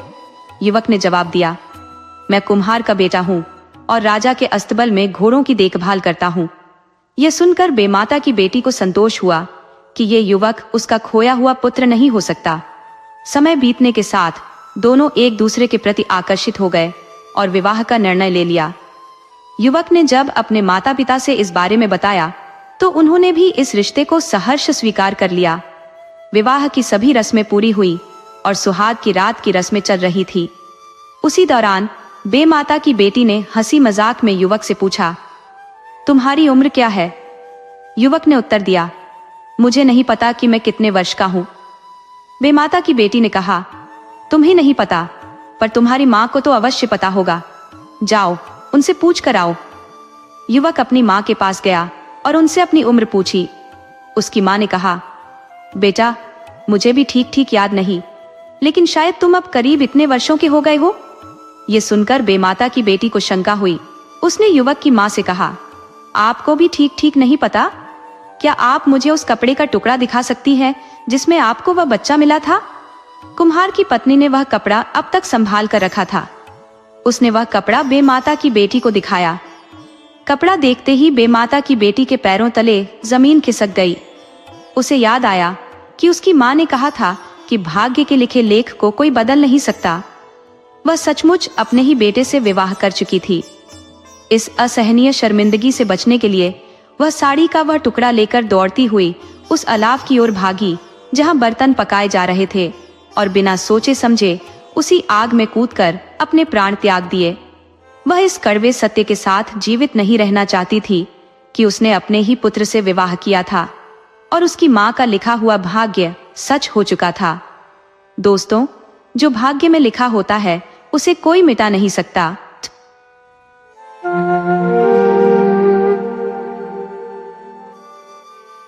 एक बार की बात है, प्रेतराज सरकार धरती पर विचरण कर रहे थे।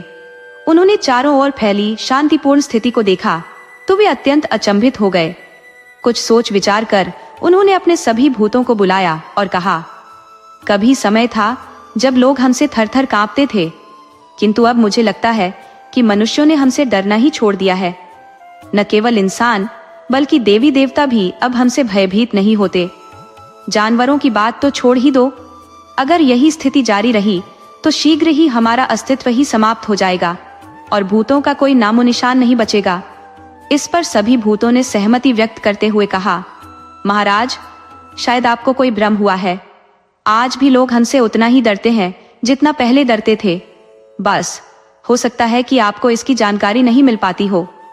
प्रेतराज ने गंभीरता से कहा, अगर ऐसा है तो मैं आज किसी को भय से कांपते देखना चाहता हूँ, इसलिए आज हम सब मिलकर किसी को डराने निकलेंगे।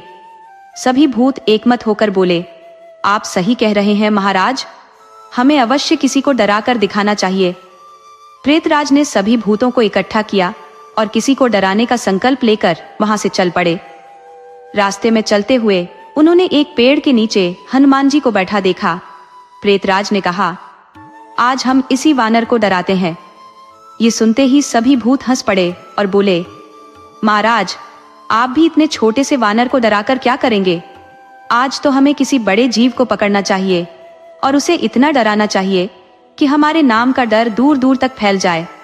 प्रेतराज ने मुस्कुराते हुए कहा, ठीक है, लेकिन हमें किसी से शुरुआत तो करनी ही पड़ेगी।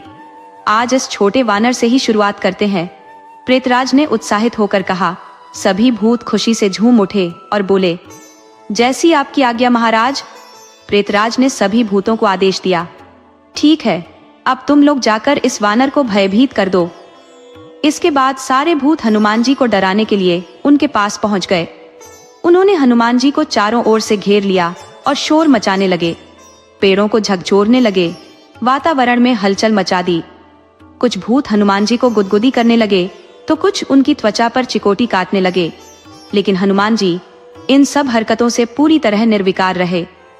वे अपने ध्यान में लीन भगवान श्री राम का जाप कर रहे थे। श्री राम जय जय राम, मेरे प्रभु राम जय जय राम। भूतों की उथल पुथल का उन पर कोई असर नहीं हो रहा था। जब भूतों ने देखा कि उनकी तमाम कोशिशों के बावजूद हनुमान जी की शांति भंग नहीं हो रही, तो वे हताश हो गए। वे आपस में विचार करने लगे, ये वानर न तो डरता है और न ही हमारी उपस्थिति की कोई परवाह करता है। जब तक इसकी आंखें नहीं खुलेंगी तब तक यह हमें देखेगा कैसे, और बिना देखे यह डरेगा कैसे। तब सभी भूत एकजुट होकर हनुमान जी के कान के पास जोर जोर से चिल्लाने लगे। उनकी उम्मीद थी कि इससे हनुमान जी का ध्यान टूट जाएगा। अंततः हनुमान जी ने अपनी एक आंख खोलकर देखा। सामने ढेर सारे भूत खड़े थे जो उन्हें परेशान करने की पूरी कोशिश कर रहे थे। हनुमान जी ने शांति से कहा, देखो, मैं अभी भगवान श्री राम के नाम का जाप कर रहा हूँ, मुझे परेशान मत करो। अगर तुम लोगों को यहाँ बैठना है तो मैं यहाँ से चला जाता हूँ, लेकिन मुझे मेरे ध्यान से भटकाओ मत।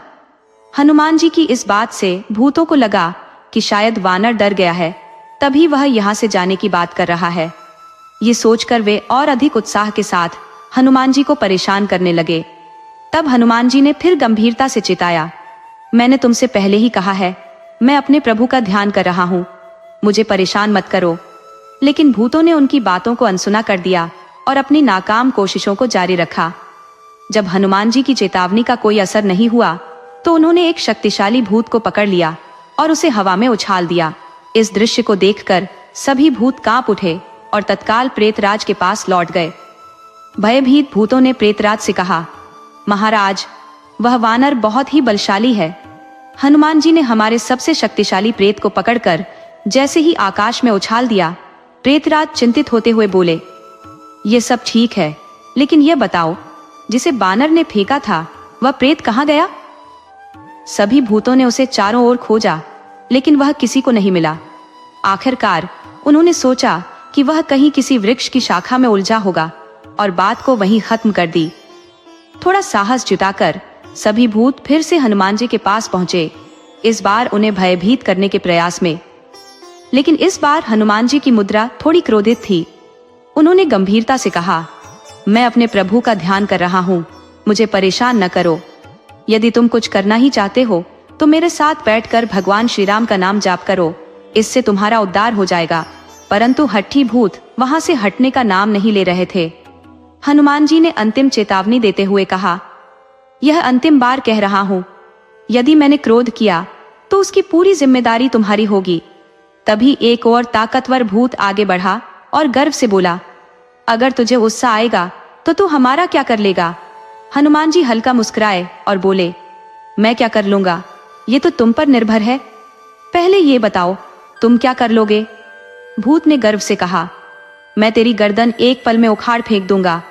हनुमान जी ने हंसते हुए उत्तर दिया, अगर ऐसा कर सकते हो तो करके दिखाओ। जैसे ही भूत ने हनुमान जी की गर्दन को छूने की कोशिश की, उसका हाथ तुरंत जलने लगा। अब सभी भूत भयभीत होकर प्रेतराज के पास भागे और बोले, महाराज, हम तो इस दुनिया में देवताओं, मनुष्यों और जीव जंतुओं को डराने निकले थे, लेकिन यह बानर बहुत ही अद्भुत निकला। वह न केवल शक्तिशाली है बल्कि कोई जादूगर भी लगता है।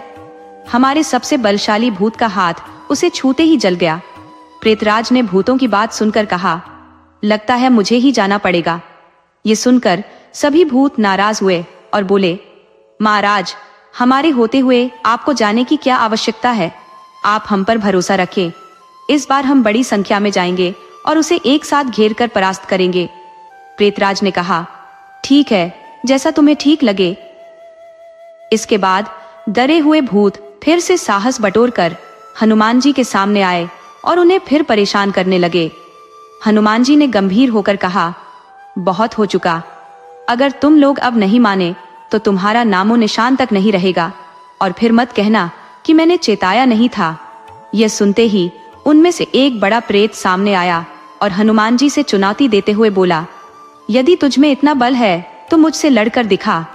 हनुमान जी ने उसे एक हाथ से पकड़कर कई बार झकझोरा और कहा, तुम मुझसे लड़ोगे? इतना कहते ही जब हनुमान जी ने उसका हाथ छोड़ा तो वह प्रेत दूर जा गिरा। यह दृश्य देखकर सभी भूत भयभीत हो गए और वहां से भागने लगे।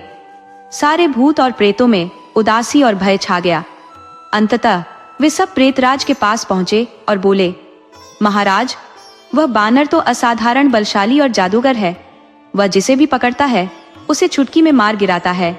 हमने अपनी पूरी कोशिश की, लेकिन हम उसका एक बाल भी बांका नहीं कर पाए। हम जो देवी देवताओं और मनुष्यों को डराने के लिए निकले थे, अब वही बानर हमें इतना भयभीत कर रहा है कि हम अपने हालात तक नहीं बता सकते। अब हम उससे लड़ने में असमर्थ हैं। अपने भूतों की यह हालत देखकर प्रेतराज ने सभी भूतों को एकत्र किया और एक सभा बुलाई। जब सभी भूत इकट्ठे हुए तो वे आपस में सोचने लगे, महाराज, अब क्या करने का आदेश देंगे? किसने हमें चुनौती दी है? कौन इतनी हिम्मत कर सकता है कि भूतों से टक्कर ले? प्रेतराज ने गंभीरता से कहा, वह बानर जो सामने दिखाई दे रहा है उसी को मारना है। ये सुनकर भूतों ने कहा, ठीक है, लेकिन उसकी सेना कहाँ है?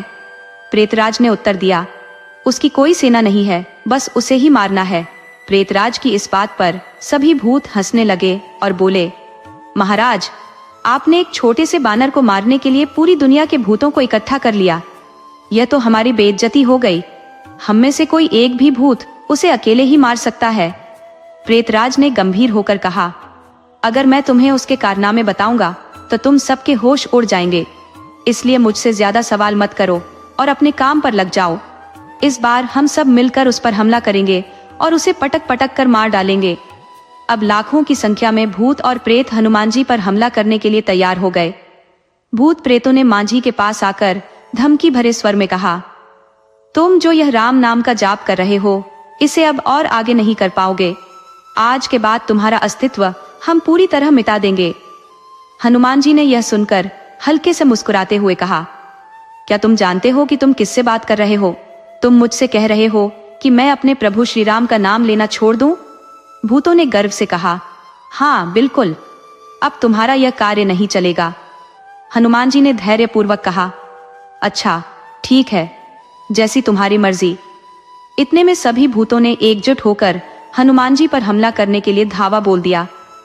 उनके एकत्र होने से धरती कांपने लगी और चारों ओर धूल का गुब्बार छा गया, किंतु हनुमान जी ने अपनी पूंछ को लंबा किया और सभी भूतों को उसी में बांध लिया। इसके बाद उन्होंने उन सभी को धरती पर पटकना शुरू किया और फिर अपने विराट रूप में आकर उनके ऊपर बैठ गए। उनका यह विराट रूप देखकर भूतों में हाहाकार मच गया। अब सभी भूत प्रेत पीड़ा से कराहने लगे, उनकी हड्डियां चटखने लगी। वे दर्द से बिलबिला उठे और हनुमान जी से गिड़गिड़ाने लगे, हे वानर, हमें माफ कर दो, हमें जाने दो, हम फिर कभी तुम्हारे पास नहीं आएंगे। बस थोड़ा सा खिसक जाओ ताकि हम सांस तो ले सके। हालांकि हनुमान जी ने स्पष्ट रूप से कहा, नहीं, तुम्हें तुम्हारी करने का फल मिलना ही चाहिए। अब सिर्फ मेरे प्रभु श्री राम ही तुम्हें बचा सकते हैं, अन्यथा कोई तुम्हारी सहायता नहीं कर सकता। और जब तक मेरे प्रभु का आदेश नहीं आता, मैं तुम्हारे ऊपर ऐसे ही बैठा रहूंगा। कुछ देर बाद भगवान श्री राम स्वयं प्रकट हुए और उन्होंने पूछा, हनुमान, ये सब क्या हो रहा है? तुमने इन भूतों को क्यों दबा रखा है? हनुमान जी ने निवेदन किया, प्रभु, जब कोई बार बार तंग करता है तो उसे सबक सिखाना जरूरी हो जाता है। ये भूत मेरी साधना में बार बार विघ्न डाल रहे थे, इसलिए मैंने इन्हें ऐसा दंड दिया। श्री राम मुस्कुराए और बोले, हाँ हनुमान, कभी कभी हमें जवाब देना पड़ता है, लेकिन अब इन्हें छोड़ दो। हनुमान जी ने पूरी घटना का विवरण भगवान श्री राम को सुनाया और अंत में श्री राम ने सभी भूतों को क्षमा कर दिया। हनुमान जी की बातें सुनकर प्रभु श्री राम के चेहरे पर एक मंद मुस्कान फैल गई। उन्होंने कहा, हनुमान, अब इन भूत प्रेतों को अच्छा सबक मिल चुका है। ये अब दोबारा तुम्हारे पास नहीं आएंगे, इसलिए अब इन्हें मुक्त कर दो। हनुमान जी ने उत्सुकता पूर्वक पूछा, प्रभु आप ही बताइए, मैं इन्हें कहाँ छोड़ दूं? पृथ्वी के ऊपर या पृथ्वी के नीचे? श्री राम जी ने शांत स्वर में उत्तर दिया, इन्हें यहीं छोड़ दो। अब यह तुम्हें या किसी को कोई नुकसान नहीं पहुंचाएंगे। हनुमान जी ने थोड़ी चिंता के साथ कहा, प्रभु यह ठीक है, पर आधे भूतों को तो मैं आसमान में फेंक दूं। इस पर श्री राम जी हंस पड़े और बोले, हनुमान, तुम मेरी बात मानते हो, है ना? हनुमान जी ने उत्तर दिया, प्रभु ये कोई सवाल पूछने की बात है क्या? आपकी आज्ञा तो सर्वोपरि है। श्री राम जी ने हनुमान जी का हाथ पकड़कर कहा, तो फिर इन्हें छोड़ दो। इतना कहते ही श्री राम जी के स्पर्श से हनुमान जी भूतों के ऊपर से उठ गए। जैसे ही हनुमान जी ने उन्हें छोड़ा, सभी भूत प्रेत भयभीत होकर दूर जा खड़े हुए और बोले, हनुमान जी, आज के बाद हम कभी आपके पास नहीं आएंगे। जहां आपका नाम भी लिया जाएगा वहां भी हम कदम नहीं रखेंगे। हनुमान जी ने गंभीर स्वर में कहा, सिर्फ मेरे नाम से काम नहीं चलेगा। जहां मेरे प्रभु श्री राम का नाम लिया जाएगा वहां भी तुम नहीं आओगे। सभी भूत प्रेत एक स्वर में बोले, जी हाँ बिल्कुल, जहां भी प्रभु श्री राम या उनके परम भक्त हनुमान का नाम लिया जाएगा वहां हम कभी नहीं आएंगे। और तभी से यह मान्यता बनी कि जहां भी श्री राम या हनुमान जी का नाम लिया जाता है वहां भूत प्रेत कभी भी प्रवेश नहीं कर सकते। इसीलिए कहा जाता है, भूत पिशाच निकट नहीं आवे, महावीर जब नाम सुनावे।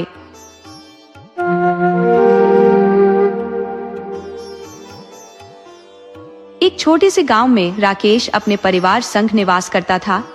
वह विवाहित था और उसके पास एक पुराना जर्जर स्कूटर था, जिससे वह अक्सर तेल भरवाने गांव से लगभग 15 किलोमीटर दूर स्थित पेट्रोल पंप पर जाता था। यह जून जुलाई के बीच का समय था, जब गर्मी अपने चरम पर थी और दोपहरी की जलती धूप हर चीज को भेद रही थी। राकेश अपने स्कूटर में तेल भरवाकर घर की ओर लौट रहा था। उसका घर लगभग 12-14 किलोमीटर दूर था। रास्ते में 2 छोटे गांव पड़ते थे और एक गहरा नाला, जिसे लोग 9 गहरा नाला कहते थे। इस नाले के दोनों ओर घने जंगल फैले हुए थे और पुल के समीप आते ही राकेश अचानक ठिठक गया। उसकी निगाह एक आकर्षक जवान महिला पर पड़ी, जो पुल के ऊपर खड़ी थी। उस महिला के पास एक बड़ी टोकरी थी, जिसमें साग सब्जी भरी हुई थी। लेकिन राकेश को चौंकाने वाली बात उसका पहनावा था। वह हल्की नीले रंग की साड़ी पहने हुए थी और उसके बदन पर सोने चांदी के गहने झिलमिला रहे थे। उसका ऐसा ओढ़ावा देखकर वह किसी सब्जी बेचने वाली महिला जैसी बिल्कुल नहीं लग रही थी। जैसे ही राकेश उसके करीब पहुंचा, उसका स्कूटर अचानक बंद हो गया। उसके होठों पर एक धीमी रहस्यमयी मुस्कान खिल उठी। उसकी हंसी सुनकर राकेश के भीतर एक हल्की सी सिहरन दौड़ गई। वह उससे लगभग 5-6 फुट की दूरी पर था और अपने स्कूटर को फिर से चालू करने की कोशिश करने लगा। लेकिन उसे अपनी पीठ पर उस महिला की तीक्ष्ण निगाहें महसूस हो रही थी, मानो उसकी हर हरकत पर नजर रख रही हो। वह स्त्री बोली, कहाँ जाने का इरादा है बाबू? उसकी स्थिति थोड़ी दूर पर थी, पर उसकी आवाज बेहद दूर से आती प्रतीत हो रही थी। मैंने कहा, मैं ऑफ लेसर जाऊंगा। वह बोली, अच्छा, मुझे मीना बाजार जाना है। अगर हो सके तो मुझे बाजार तक छोड़ देना, क्योंकि उस ओर की सभी बसें जा चुकी हैं। अब मैं क्या करूंगी? यहाँ अकेली खड़ी हूँ। राकेश हंसने लगा। सोचने लगा कि यह पुराना सा स्कूटर उसे ही नहीं खींच पा रहा, तो फिर 2 लोगों को कैसे ले जाएगा? ऊपर से उसकी बड़ी सी टोकरी देखकर वह मौन हो गया। तभी वह स्त्री फिर बोली, अगर कोशिश करोगे तो ये हो जाएगा। मुझे बाजार छोड़ दो। क्यों इतना सोच रहे हो? राकेश ने उससे पूछा, तुम कौन से गांव से हो? तो वह बोली, मेरा घर यही है। उसने अपने हाथ से दाईं ओर इशारा किया। पुल से लगभग 150 फुट नीचे एक नाले के पास पक्का मकान था, जिसकी सीढ़ियां नाले के पानी को छू रही थी।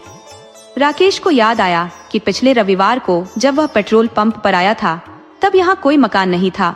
सिर्फ 5-6 दिनों में इतना बड़ा मकान कैसे बन गया, और वह भी इतनी भीड़ वाली जगह पर? ये कैसे मुमकिन हो सकता है? राकेश गहरे विचारों में डूबा ही था कि वह औरत फिर से बोली, क्या सोचने लगे बाबू? अब वह राकेश के बहुत पास खड़ी थी। राकेश कुछ कहने ही वाला था कि अचानक वह औरत तेज चीख पड़ी। राकेश ने पलटकर देखा।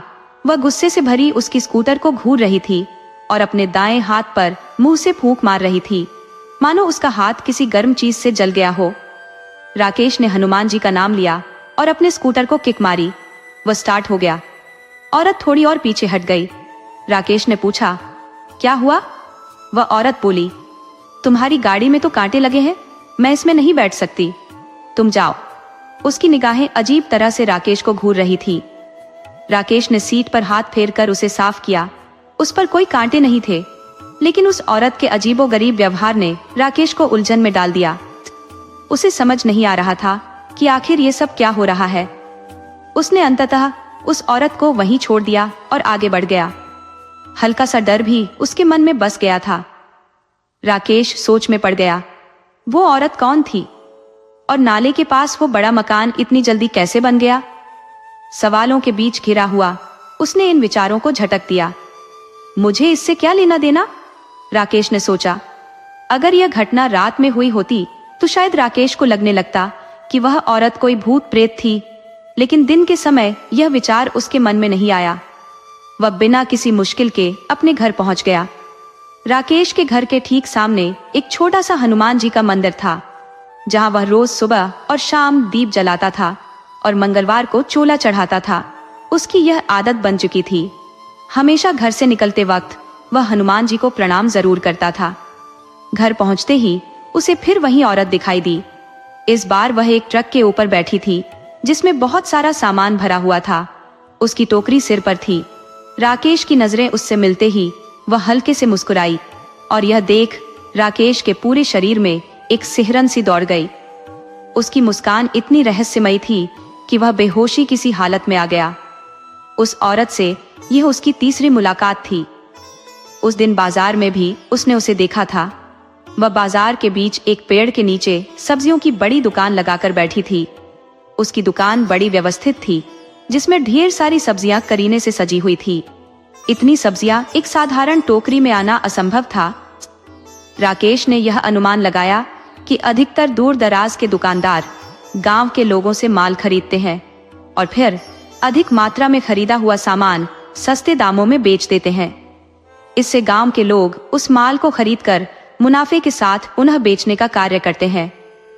राकेश सोचने लगा कि शायद यह औरत भी इसी प्रकार का काम करती होगी। वह औरत राकेश को पहचान चुकी थी और उसने हल्की सी मुस्कान के साथ उसे अभिवादन किया। सिर हिलाकर उसने राकेश को पास आने का संकेत दिया।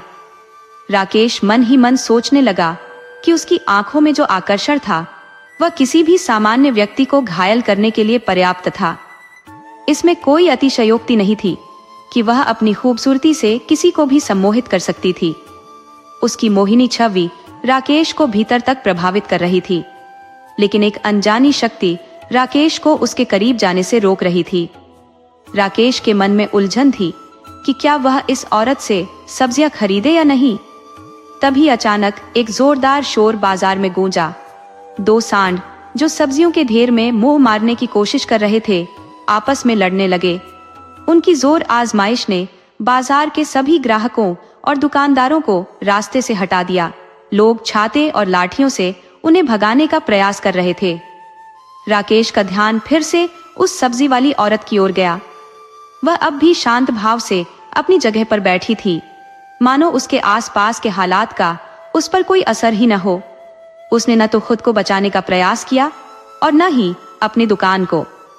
जब दोनों सांड उसकी दुकान के पास पहुंचे तो अचानक उन्होंने लड़ना बंद कर दिया और आपस में एक दूसरे को देखते हुए इधर उधर चले गए।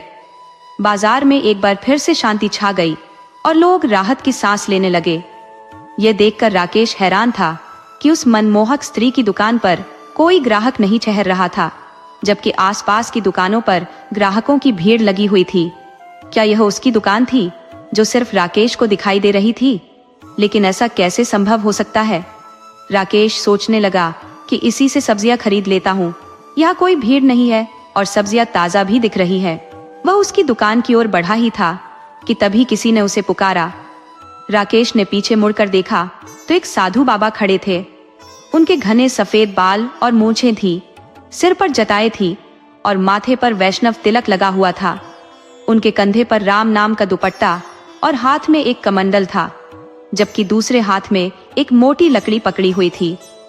राकेश ने उन्हें देखते ही तुरंत प्रणाम किया। साधु बाबा ने कहा, बच्चा, तेरा कल्याण हो। राम जी तेरी और तेरे परिवार की रक्षा करेंगे।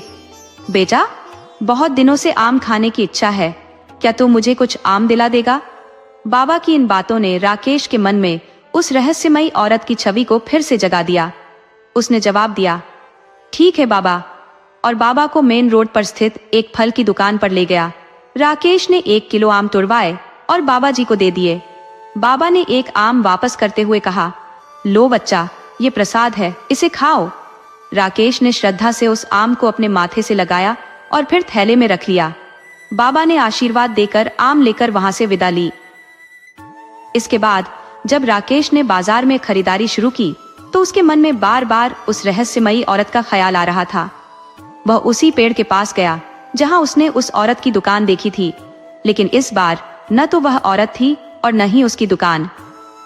10-12 मिनट के भीतर ही सारा सामान बिक गया था और वह औरत वहां से जा चुकी थी। यह देखकर राकेश आश्चर्य में पड़ गया कि बिना किसी ग्राहक या भीड़ के वह अपना सारा सामान बेचकर कैसे चली गई। राकेश ने साधु बाबा वाली घटना अपनी पत्नी को बताई, परंतु रहस्यमयी औरत की बात उसने छिपा ली। उसे लगा यदि उसने यह बात बताई तो उसकी पत्नी शक कर सकती है। और बेवजह घर में कलह बढ़ेगा। उसकी पत्नी ने आम देखकर कहा, आपने सही किया। शाम के समय राकेश मंदिर गया और दीपक जलाया। हनुमान जी के सामने एक पका हुआ कलमी आम रखा हुआ था, जिसे किसी भक्त ने चढ़ाया था। उस दिन राकेश ने आम का प्रसाद बांटा और स्वयं भी ग्रहण किया। पूरा सप्ताह बीत गया और उस औरत की कोई खबर नहीं मिली। रविवार को जब वह पेट्रोल लेने के लिए निकला और फिर नाले के पुल के पास से गुजरा, तो उसे उस औरत का ख्याल आया। उसने इधर उधर देखा, लेकिन वह औरत कहीं भी नजर नहीं आई। जब वह वापस लौट रहा था, तब उसने देखा कि वह औरत उसी मकान के दरवाजे पर खड़ी थी जिसे उसने देखा था। राकेश चाहकर भी उस पुल पर रुक गया। वह औरत उसे देखकर दिलकश मुस्कान के साथ उसकी ओर इशारा करने लगी। उस क्षण पहली बार राकेश के मन में डर समा गया और उसके मुंह से अनायास ही बजरंग बाण की चौपाइयां निकलने लगी। हनुमान जी का स्मरण करते ही वह रहस्यमयी स्त्री राकेश को तीक्ष्ण निगाहों से घूरने लगी। जैसे ही उसकी दृष्टि टकराई, उसी क्षण राकेश का स्कूटर चालू हो गया और वह तेजी से घर पहुंचकर ही चैन की सांस ले सका। अब राकेश को पूरी तरह विश्वास हो गया था कि वह स्त्री कोई साधारण इंसान नहीं थी। निश्चित रूप से उसमें कुछ अलौकिक या प्रेतात्मा का प्रभाव था। राकेश ने सोचा कि अब इस बात को अपनी पत्नी से साझा करना सही होगा। घर पहुंचते ही उसने पूरे घटनाक्रम का वर्णन अपनी पत्नी को कर दिया। उसकी पत्नी ने सुनकर सहजता से कहा, आपको वह किसी बहन जैसी कोई होगी। हमारे घर के सामने हनुमान जी स्वयं विराजमान है, तो कोई भी भूत प्रेत इधर फटकने की हिम्मत नहीं कर सकता। अगर कोई आने की कोशिश भी करेगा तो हनुमान जी उससे निपट लेंगे। राकेश को लगा कि उसकी समस्या का हल मिल गया है। हनुमान जी की उपस्थिति का ख्याल आते ही उसका सारा भय जैसे जाता रहा। लेकिन उसी रात एक और विचित्र घटना घटी। रात के लगभग आधे पहर के समय राकेश की नींद अचानक खुल गई। उन दिनों गांवों में शौचालय का अभाव था। चाहे जितनी भी रात हो या मौसम जैसा भी हो, घर से बाहर ही जाना पड़ता था। राकेश के मकान के ठीक सामने हनुमान जी का मंदिर था। दाईं ओर एक छोटी सी बस्ती थी और बाईं ओर 2-4 खेत। उन खेतों के बाद जंगल शुरू हो जाता था। राकेश ने एकाएक देखा कि पहले और दूसरे खेत की मेड़ पर वही रहस्यमयी स्त्री खड़ी थी, जो उसकी ओर टकटकी लगाए देख रही थी। उस दिन अमावस्या की अंधेरी रात थी, लेकिन फिर भी राकेश ने उसे पहचान लिया। वह वही औरत थी जो पिछले 1 सप्ताह से कहीं दिखाई नहीं दे रही थी। राकेश की नजरें उस अनजान स्त्री से टकराई और उसने अपने बाहें फैला दी, जैसे वह उसे एक अनकहा आमंत्रण दे रही हो। सम्मोहित होकर राकेश उसकी ओर बढ़ने लगा। तभी अचानक उसकी पत्नी ने उसे पीछे खींच लिया। उसकी पत्नी, जो काफी देर से लालटेन लेकर उसकी प्रतीक्षा कर रही थी, परेशान हो गई थी और उसे खोजने बाहर आई थी। उसने राकेश का हाथ पकड़ते हुए पूछा, तुम कहाँ जा रहे हो? राकेश ने उत्सुकता से कहा, उस औरत को देखो, वह मुझे बुला रही है। उसकी पत्नी ने चौंक कर इधर उधर देखा और कहा, कहाँ है वो? राकेश ने खेत की मेड़ की ओर इशारा करते हुए कहा, वह वहीं है, मुझे बुला रही है। तुम यहीं रुको, मैं जाकर देखता हूँ उसे, मुझसे क्या चाहिए? उसकी पत्नी ने उसे मजबूती से पकड़ते हुए कहा, नहीं, बिल्कुल नहीं, वह औरत नहीं है। राकेश ने भ्रमित होकर पूछा, तो कौन है? उसकी पत्नी ने चिंतित स्वर में कहा, चलो घर के अंदर बताती हूँ, और उसे खींचकर घर के अंदर ले गई। कुछ देर बाद राकेश होश में आया और उसकी पत्नी ने उसे समझाया कि वह जिसे औरत समझ रहा था, वह वास्तव में एक प्रेत था जो उसे भ्रमित कर रहा था। रात भर दोनों पति पत्नी जागते रहे, चिंतित और भयभीत। सुबह होते ही उन्होंने हनुमान जी के सामने दीप जलाया और उन्हें अपनी व्यथा सुनाई। राकेश ने हनुमान चालीसा और बजरंग बाण का पाठ किया और हनुमान जी की कृपा से उसका मन शांत हुआ। उस दिन शुक्ल पक्ष की द्वितीया थी और राकेश ने हनुमान जी को चोला चढ़ाया, उनके भोग लगाया और प्रेत बाधा से मुक्ति की प्रार्थना की। हनुमान जी की कृपा से उस औरत का साया कभी दोबारा राकेश के सामने नहीं आया और न ही उसका घर उसे फिर कभी दिखा। ये घटना अब बस एक धुंधला सपना बनकर रह गई थी, जिसे वह अपने गांव वालों और बच्चों को बड़े चाव से सुनाया करता था। दोस्तों, अगर आपको हमारी यह कहानी पसंद आई हो तो कृपया हमारे चैनल को लाइक करें, सब्सक्राइब करें और शेयर करें।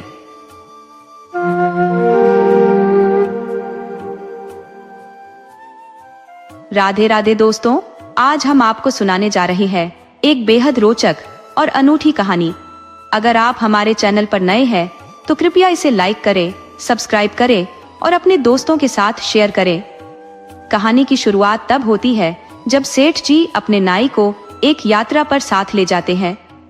चलते चलते वे एक नगर में पहुंचते हैं और वहां एक उपयुक्त स्थान देखकर अपना डेरा डालते हैं।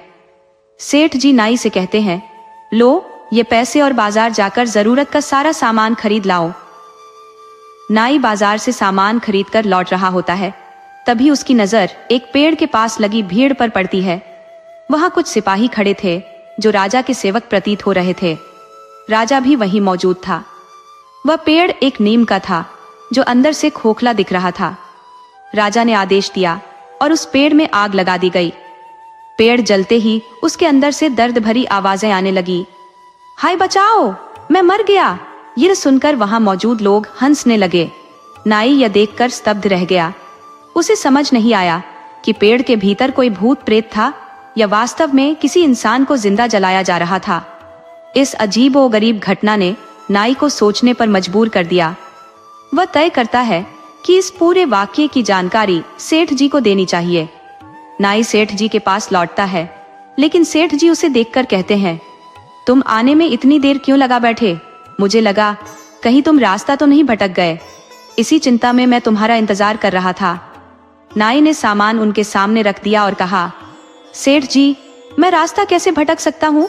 मैंने तो कई घाटों का पानी पिया है, लेकिन आज मुझे एक ऐसी अनोखी घटना देखने को मिली कि देर हो गई। सेठ जी मुस्कुराते हुए बोले, पहले भोजन बना लो।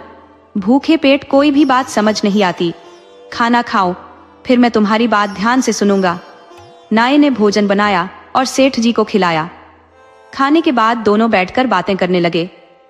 नाई ने उस विचित्र घटना का पूरा विवरण सेठ जी को बताया। उसने कहा, सेठ जी, मैंने देखा कि राजा ने एक खोखले पेड़ को जलाने का आदेश दिया।